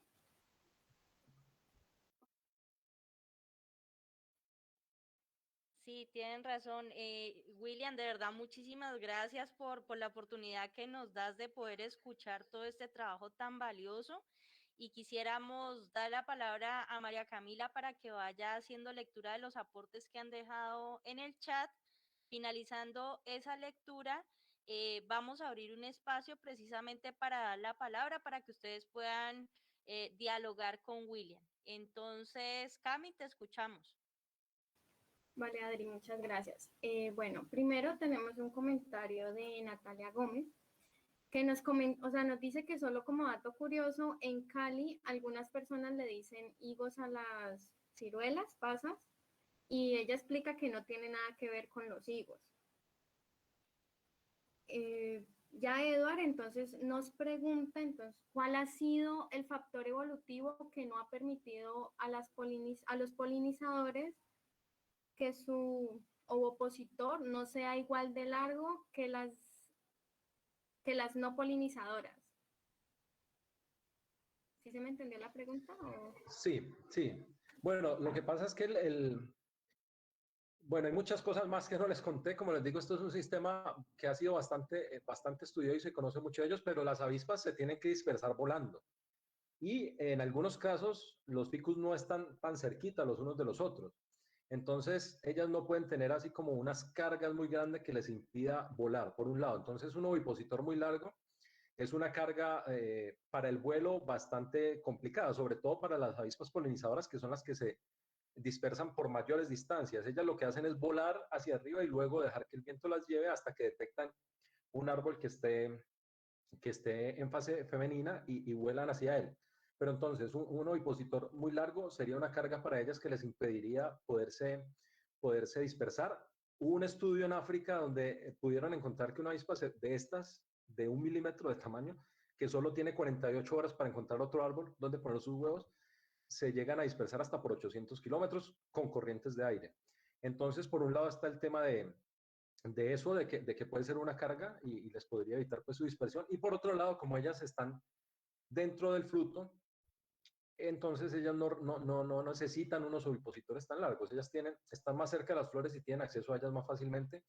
Entonces no necesitan un ovipositor tan extenso. Y por otro lado, hay unas interacciones con los polinizadores y con el otro tema, pues que no alcanzaba a contarles hoy, que es cuáles son los factores y los mecanismos que evitan que ellas sobreexploten.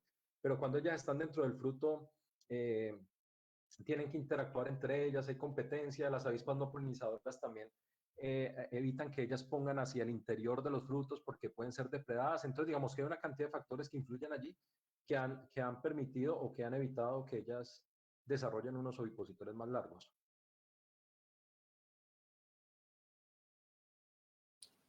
Vale, muchas gracias, William. Adriana nos pregunta, ¿cómo podemos contribuir desde nuestro quehacer cotidiano a la protección de estos seres? Bueno, yo creo que es muy importante esa pregunta en el contexto de lo que nos reúne a nosotros hoy aquí, que es el Sistema Departamental de Áreas Protegidas. Todo este conocimiento que no lo he generado yo, o sea, yo lo he leído y lo he aprendido de los libros y en algo he podido contribuir, pero muy poquito dentro de todo esto. Pero todo esto se ha hecho en áreas protegidas. Todas estas interacciones tan complejas, todo este conocimiento requiere de extensiones de bosques, de protecciones de bosques, de protección de las especies de árboles para que este sistema pueda existir. Entonces, lo que nosotros necesitamos es protegerlos, seguir fortaleciendo las áreas protegidas, tener cada vez más áreas naturales donde estas especies puedan crecer y puedan mantenerse. No quiere decir que en sectores urbanos, en zonas urbanas, no se presente. De hecho, nosotros tenemos algunas especies como Ficus insipida, Ficus obtusifolia, aquí en la zona urbana de Cali, Jamundí, de toda esta zona donde se da. Pero lo ideal es que, y la mayoría de la diversidad está en bosques naturales, entonces hay que protegerlos y tenemos que tener muchas áreas naturales donde ellos puedan crecer y se puedan dar todas estas interacciones y se puedan mantener a través del tiempo. Y en la zona urbana y en la zona pues, más cercana a nosotros, tratar de propagar especies nativas. ¿Qué pasa con las especies introducidas? Pues, por un lado, cuando se trae solo el árbol y no se trae la avispa, pues ellos no se pueden reproducir y es lo ideal. No queremos que las especies introducidas se reproduzcan solas porque se pueden volver un problema, una plaga. Pero tenemos casos en los que se ha traído el árbol y de alguna manera las avispas han llegado y en Cali ya lo estamos viviendo. Ficus religiosa, recuerdan el árbol del Buda, esa especie se ha sembrado en varias partes como ornamental, pero ya desde hace unos años llegó el polinizador y es común, y para los que vivimos en Cali, si no lo han visto, por allí cerca Unicentro o cerca a Confenalco en la Quinta, ustedes van a ver que ya se ven muchos arbusticos de Ficus religiosa creciendo solos y es porque ya llegó la avispa y se va a dispersar y se puede volver una especie naturalizada que después, eso no lo sabemos ahorita, pero puede generar problemas más adelante. Entonces, en las zonas urbanas, a sembrar y a propagar especies nativas para no tener dificultades luego con especies introducidas.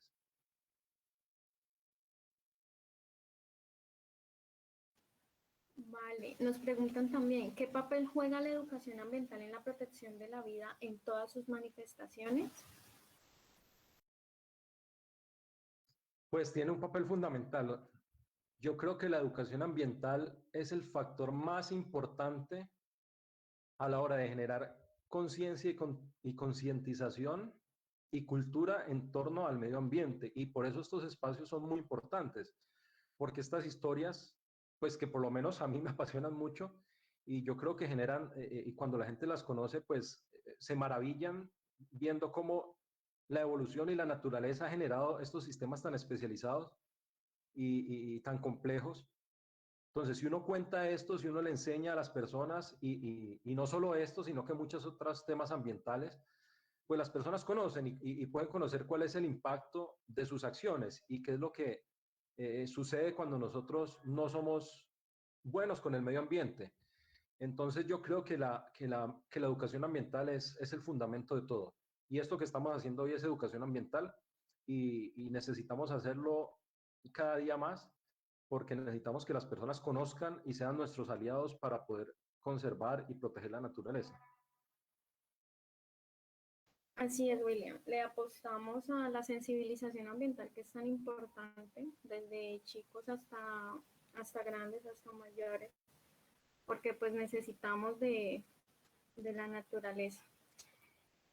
Ahora bien, muchos de nuestros participantes en el conversatorio te felicitan por esta extraordinaria presentación. Dicen que ha sido muy completa, que es una excelente investigación. Y ya ahora quiero dar la palabra a quien desee preguntarle propiamente, conversar con William o dejar una acotación en este espacio.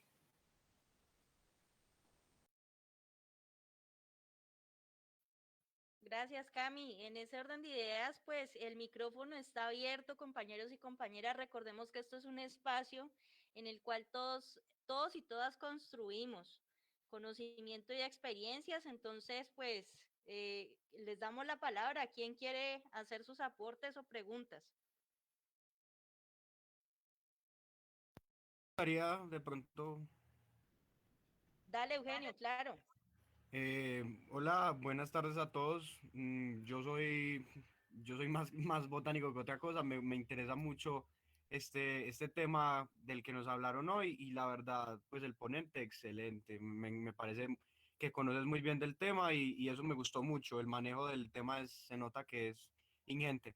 Entonces, pues yo te quería preguntar si de pronto, gracias a que hay polinizadores, como tú me decías, pues no sé, tú me dices que también se da la relación de que una sola especie de avispa por planta, pero de pronto se pueden dar híbridos naturales o de pronto se ha mirado que eso pueda ser posible. Digamos que una avispita pueda llegar a llevar el polen de una especie a otra.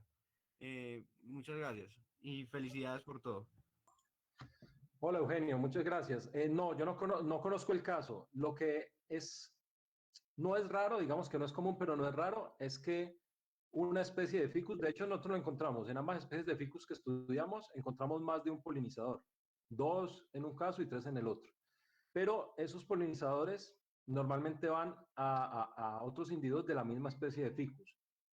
No conozco casos de hibridación y sé que es menos común que una especie vaya de un árbol de ficus al otro. Entonces, pues como en biología uno no puede decir que no existe, es probable, pero pues yo no conozco el caso. Muchísimas gracias. John Edward.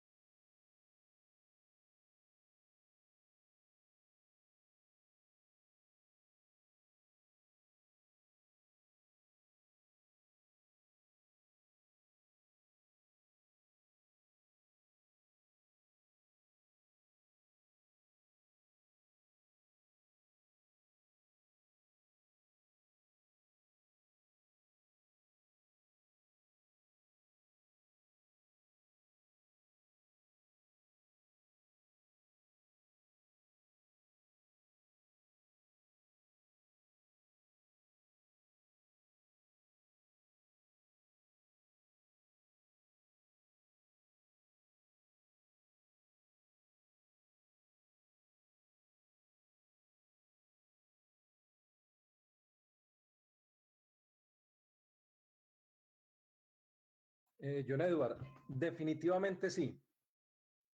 Yo creo que en el nivel de conocimiento que tenemos hoy en día sobre temas arbóreos y sobre la biodiversidad de nuestra región, no podemos seguir repitiendo errores del pasado.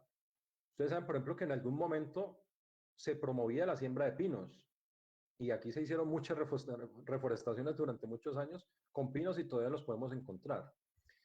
Y digamos, si bien eso puede hacer algunos aportes, no sé, en algunos términos de captación de carbono o de aumento de cobertura forestal, pues también puede generar algunos problemas y algunos daños en términos de suelos, de empobrecimiento, de diversidad, de afectación a la fauna nativa. Por ejemplo, lo que ha pasado y lo que está pasando con esta especie que nos gusta tanto en el valle propagar, que es el tulipán africano, la Spathodia campanulata, que ya hay algunos estudios que muestran que esto puede tener un efecto negativo sobre las especies de polinizadores. Imagínense, polinizadores con lo importantes que son nativos. Y en estos días, Lorena, que por ahí nos está escuchando, me compartía un documento de Brasil donde ya están prohibiendo la siembra de esta especie. Y también hace poco, revisando unos conceptos de la CBC, vi que la CBC, algunos de sus funcionarios también ya están pidiendo que no se siembre más Spathodia campanulata o tulipán africano por eso. Entonces yo creo que con el nivel de conocimiento que tenemos hoy en día y con lo importante de la diversidad nuestra, es que estamos en uno de los países más diversos del mundo. Entonces, digamos, no se justifica que estemos trayendo especies de otro lado para sembrar nosotros aquí, si aquí las tenemos. Nos falta tal vez conocer un poco más cuáles son las especies que podemos propagar y que son las más apropiadas. Y es muy pertinente en este momento porque también hay un boom de siembra. Entonces, ahorita mucha gente quiere sembrar. Mucha gente quiere plantar árboles. Yo estoy trabajando en este momento en la Secretaría de Medio Ambiente de Jamundí y son los pedidos y entonces uno le dice a las personas, vamos a sembrar, pero vamos a sembrar bien. Necesitamos saber dónde, qué, en qué momento. y hay veces se molestan porque dicen, ah, pero es que para sembrar un árbol ponen mucho problema. Entonces ahí está la educación ambiental de la que hablaban ahorita y de la importancia. Entonces es muy pertinente y hacia allá, y sí, o sea, sí hay que revisar los estatutos, estas cosas no son escritas en piedra, esto es dinámico, y los que todavía no lo tienen y se van a generar, pues se tiene que tener en cuenta ese tema, sembrar especies nativas y ojalá no solamente con criterios estéticos y paisajistas y paisajísticos, que son importantes en temas urbanos, pero no los más importantes, o se pueden combinar, no quiere decir que los vamos a dejar a un lado, pero se pueden combinar con criterios ecológicos, pensando en especies que puedan servir como refugio o alimento para animales, aves, murciélagos y también alimento para polinizadores. Muy importante tu pregunta y yo creo que hacia allá debemos ir nosotros. Lorena, desde CIMAD, tienes la palabra. Hola, muy buenas tardes. Gracias a William por esta exposición tan interesante. Realmente estos insectos y estos árboles son muy complejos y cada vez uno aprende más de ellos. Y pues como para complementar un poco la respuesta de William y la pregunta de John Edward tan importante, yo creo que no sé cuántos de ustedes son biólogos, acá varios somos biólogos y muchas veces no dimensionamos la importancia que tenemos nosotros en asesorar, en apoyar los temas de siembra en las zonas urbanas y en las zonas rurales. Como dijo William, se siembran unas especies que son totalmente nocivas. Por ejemplo, el caso que él mencionó del tulipán africano, cuyo néctar es tóxico para insectos y para aves. Y esa especie la podemos encontrar prácticamente en todo el Valle del Cauca. Incluso la han sembrado en los parques principales. Hace unos meses fui a Versalles, en el centro del parque hay tulipanes africanos. Entonces a uno le da mucha tristeza porque esto, como dijo John Edward, generamos un daño ecológico. Me gustaría de pronto comentar un poco el caso de Cali. En Cali contamos con un plan de silvicultura urbana en donde se tienen en cuenta los aspectos ecosistémicos. Y me gustaría como comentarles los retos. Los retos es implementarlo. Es que dentro de los viveros las personas empiecen a sembrar especies nativas, a vender especies nativas, a dejar de lado la swinglia, a dejar de lado el tulipán africano, a dejar de lado esas especies que son exóticas y con las que tienden a homogeneizar los espacios urbanos. Entonces, pero me gustaría contarles que en Cali sí tenemos esa normatividad y que el reto es educativo y con todos los actores que siembran para poder ir mejorando las condiciones. Muchas gracias.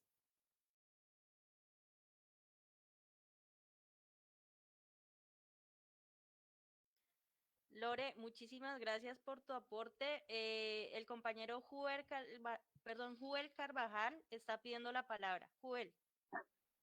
Así, muy buena tarde para todos. Muchas gracias por la oportunidad y felicitarlos por este espacio tan interesante de aprendizaje. Eh, Quería hacer una consulta aprovechando el espacio. Vivo en una comunidad indígena en la parte rural alta de Florida, son cordillera central. Y uno ve pues como lo que ustedes están planteando de las especies nativas que son óptimas para que este tipo de insectos puedan permanecer y puedan mantener como ese equilibrio natural que normalmente darían. Eh, Sabemos que es muy importante esta parte porque de ello depende muchas veces, digamos, uno o las comunidades que dependen de la parte de productividad, la polinización es fundamental en los cultivos. Y de pronto hay veces se ve que se va homogenizando un solo tipo de cultivo o monocultivos. Quisiera preguntar qué especies básicamente entre las diferentes especies nativas que hay son las que más comunes que uno pudiera como ir haciendo el esfuerzo de ir replicando, ir multiplicando para mantener ese equilibrio. Sí, porque me parece muy interesante eso de las especies nativas de la región, que hay en las comunidades que puedan permitir mantener ese equilibrio natural con lo de las avispas y los polinizadores. Y muchas gracias por la oportunidad. Gracias, Jubel. Pues O sea, especies como tal, pues yo no soy, mi formación es más entomólogo y ecólogo, entonces no conozco mucho de especies de plantas. Trabajo con ficus, pues porque es el sistema al que llegué sobre todo por las avispas, y, y los ficus no se ven mucho en viveros y no se reproducen mucho en viveros. Ellos normalmente tienen esa dinámica natural y ellos llegan porque son dispersados por los frugívoros, por aves o por murciélagos. Entonces, normalmente, si ellos están en la región, ellos, si encuentran el sitio donde se puedan reproducir, ellos van a llegar por su cuenta. Digamos que es muy importante generar procesos de reproducción o de viveros en las zonas puntuales y tratando de ver qué es lo que hay en los bosques, qué es lo que ya hay allí, conocer y tratar de reproducir lo que hay allí. Pero digamos que allí es un trabajo con un botánico, alguien que conozca las especies, que conozca la distribución de ellas y tener en cuenta cuáles son los que están en la zona y que respondan a las características climatológicas y de altitud de la región, porque las especies tienen unas áreas de distribución, entonces muchas veces lo que crece en la parte baja pues no va a crecer en la parte alta. Entonces allí yo lo que diría que hay que buscar es listados de especies en sitios parecidos, estudios que se hayan hecho de nuevo en áreas protegidas que normalmente cuentan con inventarios de especies y buscar allí dentro de esas especies cuáles son las del sitio pues ver si están en viveros y si no, realizar también procesos locales de construcción de viverios y de reproducción de especies que estén allí en la zona. Ah, bueno, muchas gracias. Yo de todas maneras me parece muy interesante el tema que se está tocando hoy, porque nosotros allá tenemos como algunas sesiones más que todo como de abejas y vemos la necesidad de mantener como esa línea de polinizadores permanente y no que vemos que hay veces van como disminuyendo y pues me parece muy importante ese tema que usted hoy está tocando. Muchas gracias. Con mucho gusto, y por eso son muy importantes los bosques. Para los polinizadores y para poder mantener polinizadores, los bosques son muy importantes, los bosques naturales. Entonces hay que protegerlos, hay que conservarlos. Sandra Franco, desde Simacamurí. Bueno, pues primero, muchísimas gracias, secretario, por todo esta exposición. Creo que a veces nos quedamos sin preguntas porque muy claro, pues para nosotros que somos parte de la Secretaría de Medio Ambiente y que estamos respondiendo a tantas situaciones de nuestro municipio y también del Valle del Cauca, creo que es un tema que, pues digamos, no es muy reconocido y hoy creo que le estamos dando el valor a todo este mundo de los insectos. A veces los vemos como plagas o nos estorban, sí, pero no entendemos sus complejidades y desde lo pequeño que hacen, que es muy complejo al mismo tiempo, pues lograr la biodiversidad, parte del sustento de la biodiversidad, pues viene desde los insectos. Entonces, pues para agradecer muchísimo que haya aceptado pues la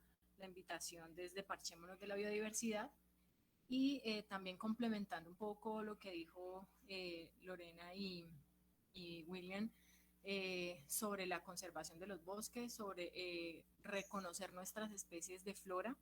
Tenemos allí creo que un vacío pues bien importante en términos de ese reconocimiento. Lo vemos mucho en las ciudades porque estamos buscando árboles que tengan flor y no nos damos cuenta que estamos trayendo cosas que no son de nosotros y que alteran un poco las poblaciones, principalmente de polinizadores. Entonces, a veces crecen muy rápido estas especies, generan cierta cobertura, pero no están cumpliendo la función ecológica que requerimos para las condiciones de nuestros ecosistemas urbanos, que a su vez pues, se ve reflejado en lo rural, ¿sí? Entonces, como para hacer un poco la reflexión de qué especies estamos trayendo, cuáles son las que realmente nos están beneficiando o no a nuestros procesos. Creo que ahí generar todo este tema de educación ambiental en torno a las especies de flora es muy, muy significativo y creo que allí pues es un trabajo grande que tenemos, ¿no? Entonces, bueno, muchísimas gracias y quería hacer como ese aporte.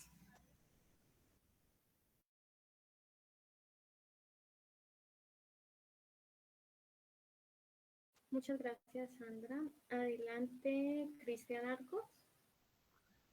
Hola, buenas tardes. Quisiera complementar pues también la pregunta. Ah, es muy cierto que muchas veces uno quiere aportar y quiere sembrar árboles. Yo he tenido la oportunidad de trabajar por un tiempo, estoy empezando a aprender pues de lo que es restauración ecológica y digamos que un tip práctico, simple, para saber qué especies se pueden sembrar es simplemente buscar, digamos, la zona montañosa o la zona boscosa la zona boscosa más cercana del lugar donde queremos hacer la siembra y observar qué hay ya en la naturaleza.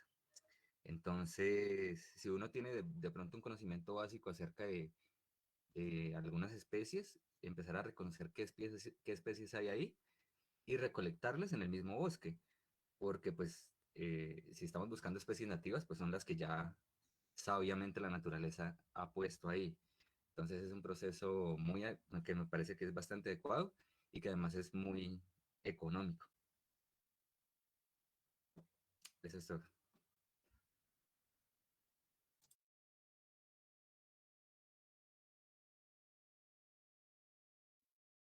Cristian, muchísimas gracias por tu aporte. También quisiéramos consultarles a los demás compañeros que están presentes, si tienen preguntas, aportes que quieran desarrollar en el encuentro, pues pueden abrir sus micrófonos y pueden conversar con William.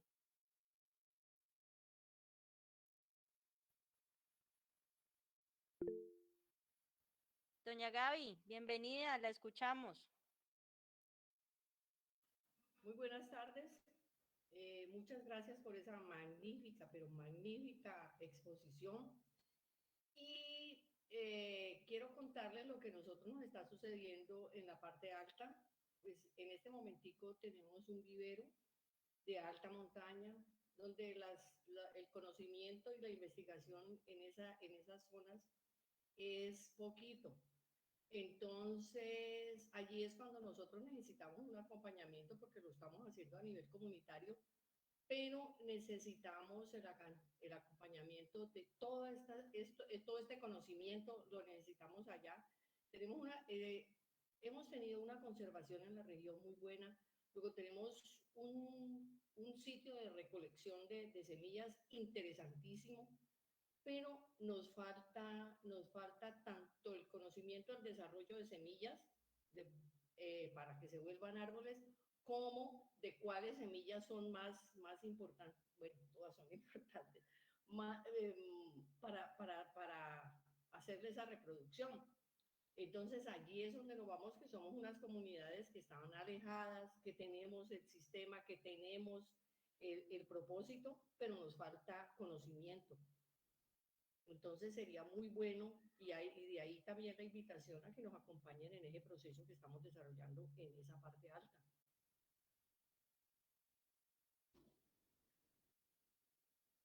Cuéntenos pues, ¿cómo nos pueden apoyar? Doña Gaby, ¿usted está en la parte alta de dónde? De la nevera. Estamos entre 2.800 y 3.400 metros sobre el nivel del mar. Tenemos un estado de conservación, tenemos unos bosques preciosos y tenemos el vivero, donde ahorita estamos haciendo la multiplicación de algunas semillas, pero algunas semillas desconocemos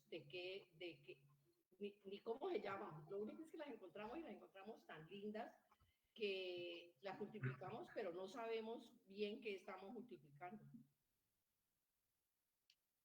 Sí, pues indudablemente es una necesidad, ¿no? De poner a conversar esos saberes.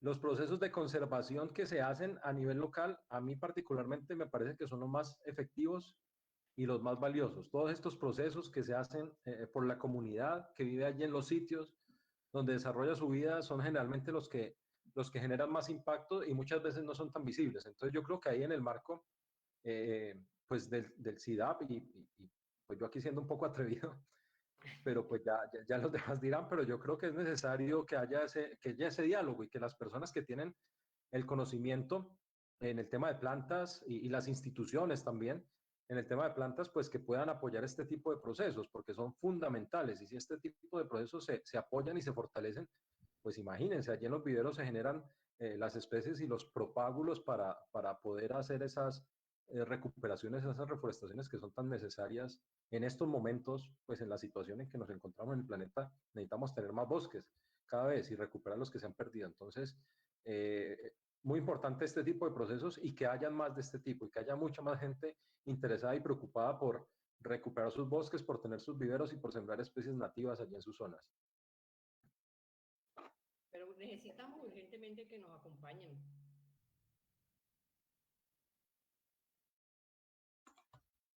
Si usted me invita, yo con mucho gusto voy. Yo estoy en Jamundí, pero eso de la nevera sonó muy chévere. Entonces, si me invita, yo voy un día y no sé mucho de semillas y de plantas, como le digo, pero pues de insectos y de otros animales un poquito. Entonces, yo con mucho gusto los puedo acompañar en algún momento. Está cordialmente invitado. Una zona hermosa, amable, con muchos propósitos y con mucho que ofertar a la conservación. Entonces, Bueno, está cordialmente invitado. Nos ponemos de acuerdo. Listo, de una. Diana nos comunica. Claro que sí, doña Gaby, con el mayor de los gustos. Ustedes saben que desde la familia Ciudad Valle siempre muy prestos a poder aportar para que hayan este tipo de escenarios en los cuales puedan intercambiar contactos, experiencias y que se puedan generar articulaciones bien interesantes para el fortalecimiento del territorio. Por aquí la compañera Lorena del CIMAP Cali nos dice que ella también está interesada y puede acompañar el proceso que están adelantando en la nevera, doña Gaby, y hablar de especies nativas, de conservación de la biodiversidad. Ay, gracias. También está cordialmente invitada. Nos vamos, hacemos un parche bien chévere y nos vamos. Subimos. Gracias, doña Gaby. Bueno, quisiéramos preguntar, también desde el CIMAP Jamundí ofrecen acompañamiento. Tenemos a Sandra también, que es ingeniera ambiental, entonces ahí ya poco a poco vamos armando combo. Quisiéramos consultar a los compañeros que están presentes si tienen alguna consulta más para desarrollarle y para hacer a William. Entonces estamos prestos. Son las 4:29 de la tarde, todavía tenemos un tiempito, si ustedes lo consideran a bien, para que podamos dialogar en este momento.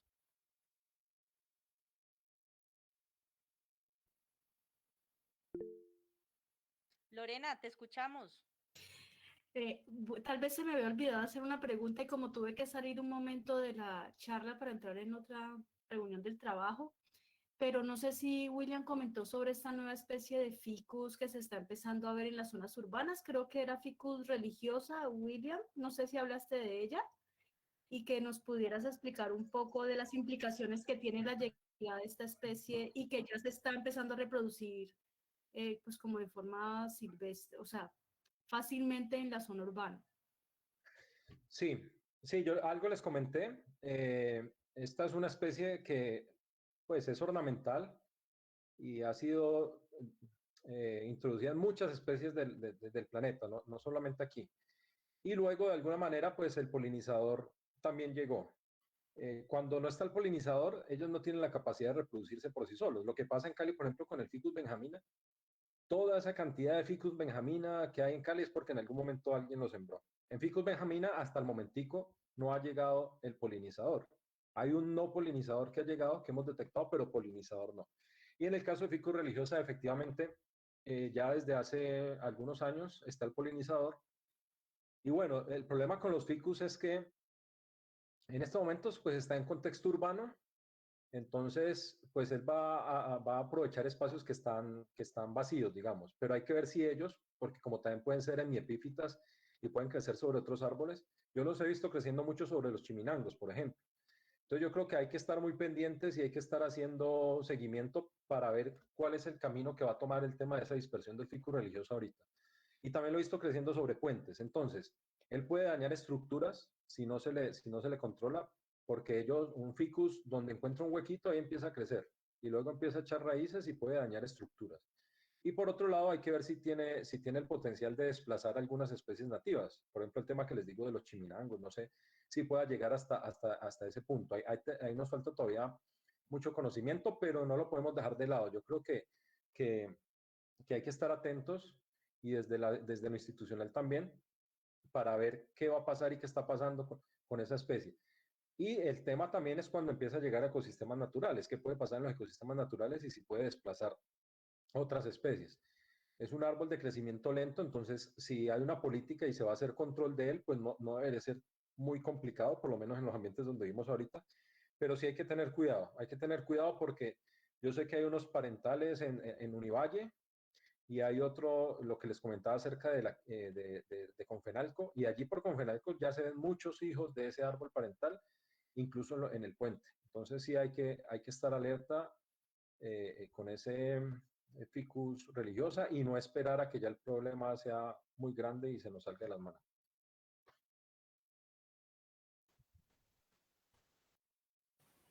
Muchas gracias, William. Nos preguntan, para las personas interesadas en tu trabajo, ¿cómo se pueden contactar contigo? ¿Algún correo, alguna investigación? Entonces, William nos acaba de compartir en el chat a todos el correo para quien desee, entonces. Claro que sí, con mucho gusto. Por allí me pueden contactar. Yo he publicado algunas cosas al respecto que las puedo compartir también. Lo que les estábamos hablando de ficus religiosa, hace un par de años hicimos el reporte de la especie del polinizador que ya está aquí que está en Cali y de lo que puede pasar pues si no se le pone atención. Entonces, pues con mucho gusto me pueden escribir allí y yo les comparto la información que tengo.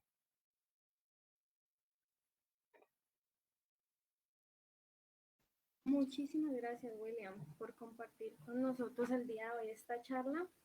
Antes de cerrar el espacio, les recordamos por favor llenar la evaluación, porque esta pues depende mejorar los próximos encuentros, de pronto algo que no crean que esté tan bien o que se deba mejorar un poco. Entonces se los acabamos de dejar en el chat, por favor. A William, muchas gracias de nuevo por compartir con nosotros este espacio, por sus maravillosos conocimientos, a todos y a cada uno de ustedes por compartir con nosotros la charla del día de hoy, por estar presentes hasta el momento. No sé, Adri, si desea decir algo más. Cami, para finalizar este encuentro, pues ya lo manifestaste, pero de parte del CIDAP, William, mil y mil gracias. De parte del equipo organizador de Parchémonos por la Biodiversidad, ha sido un honor que nos puedas acompañar en este encuentro. Queremos ya cerrar comentándoles a todos los presentes que el 6 de agosto va a ser nuestro 7º encuentro de Parchémonos por la Biodiversidad. Van a estar diversos compañeros dialogando en torno a esas experiencias de conservación que surgen desde las reservas naturales de la sociedad civil.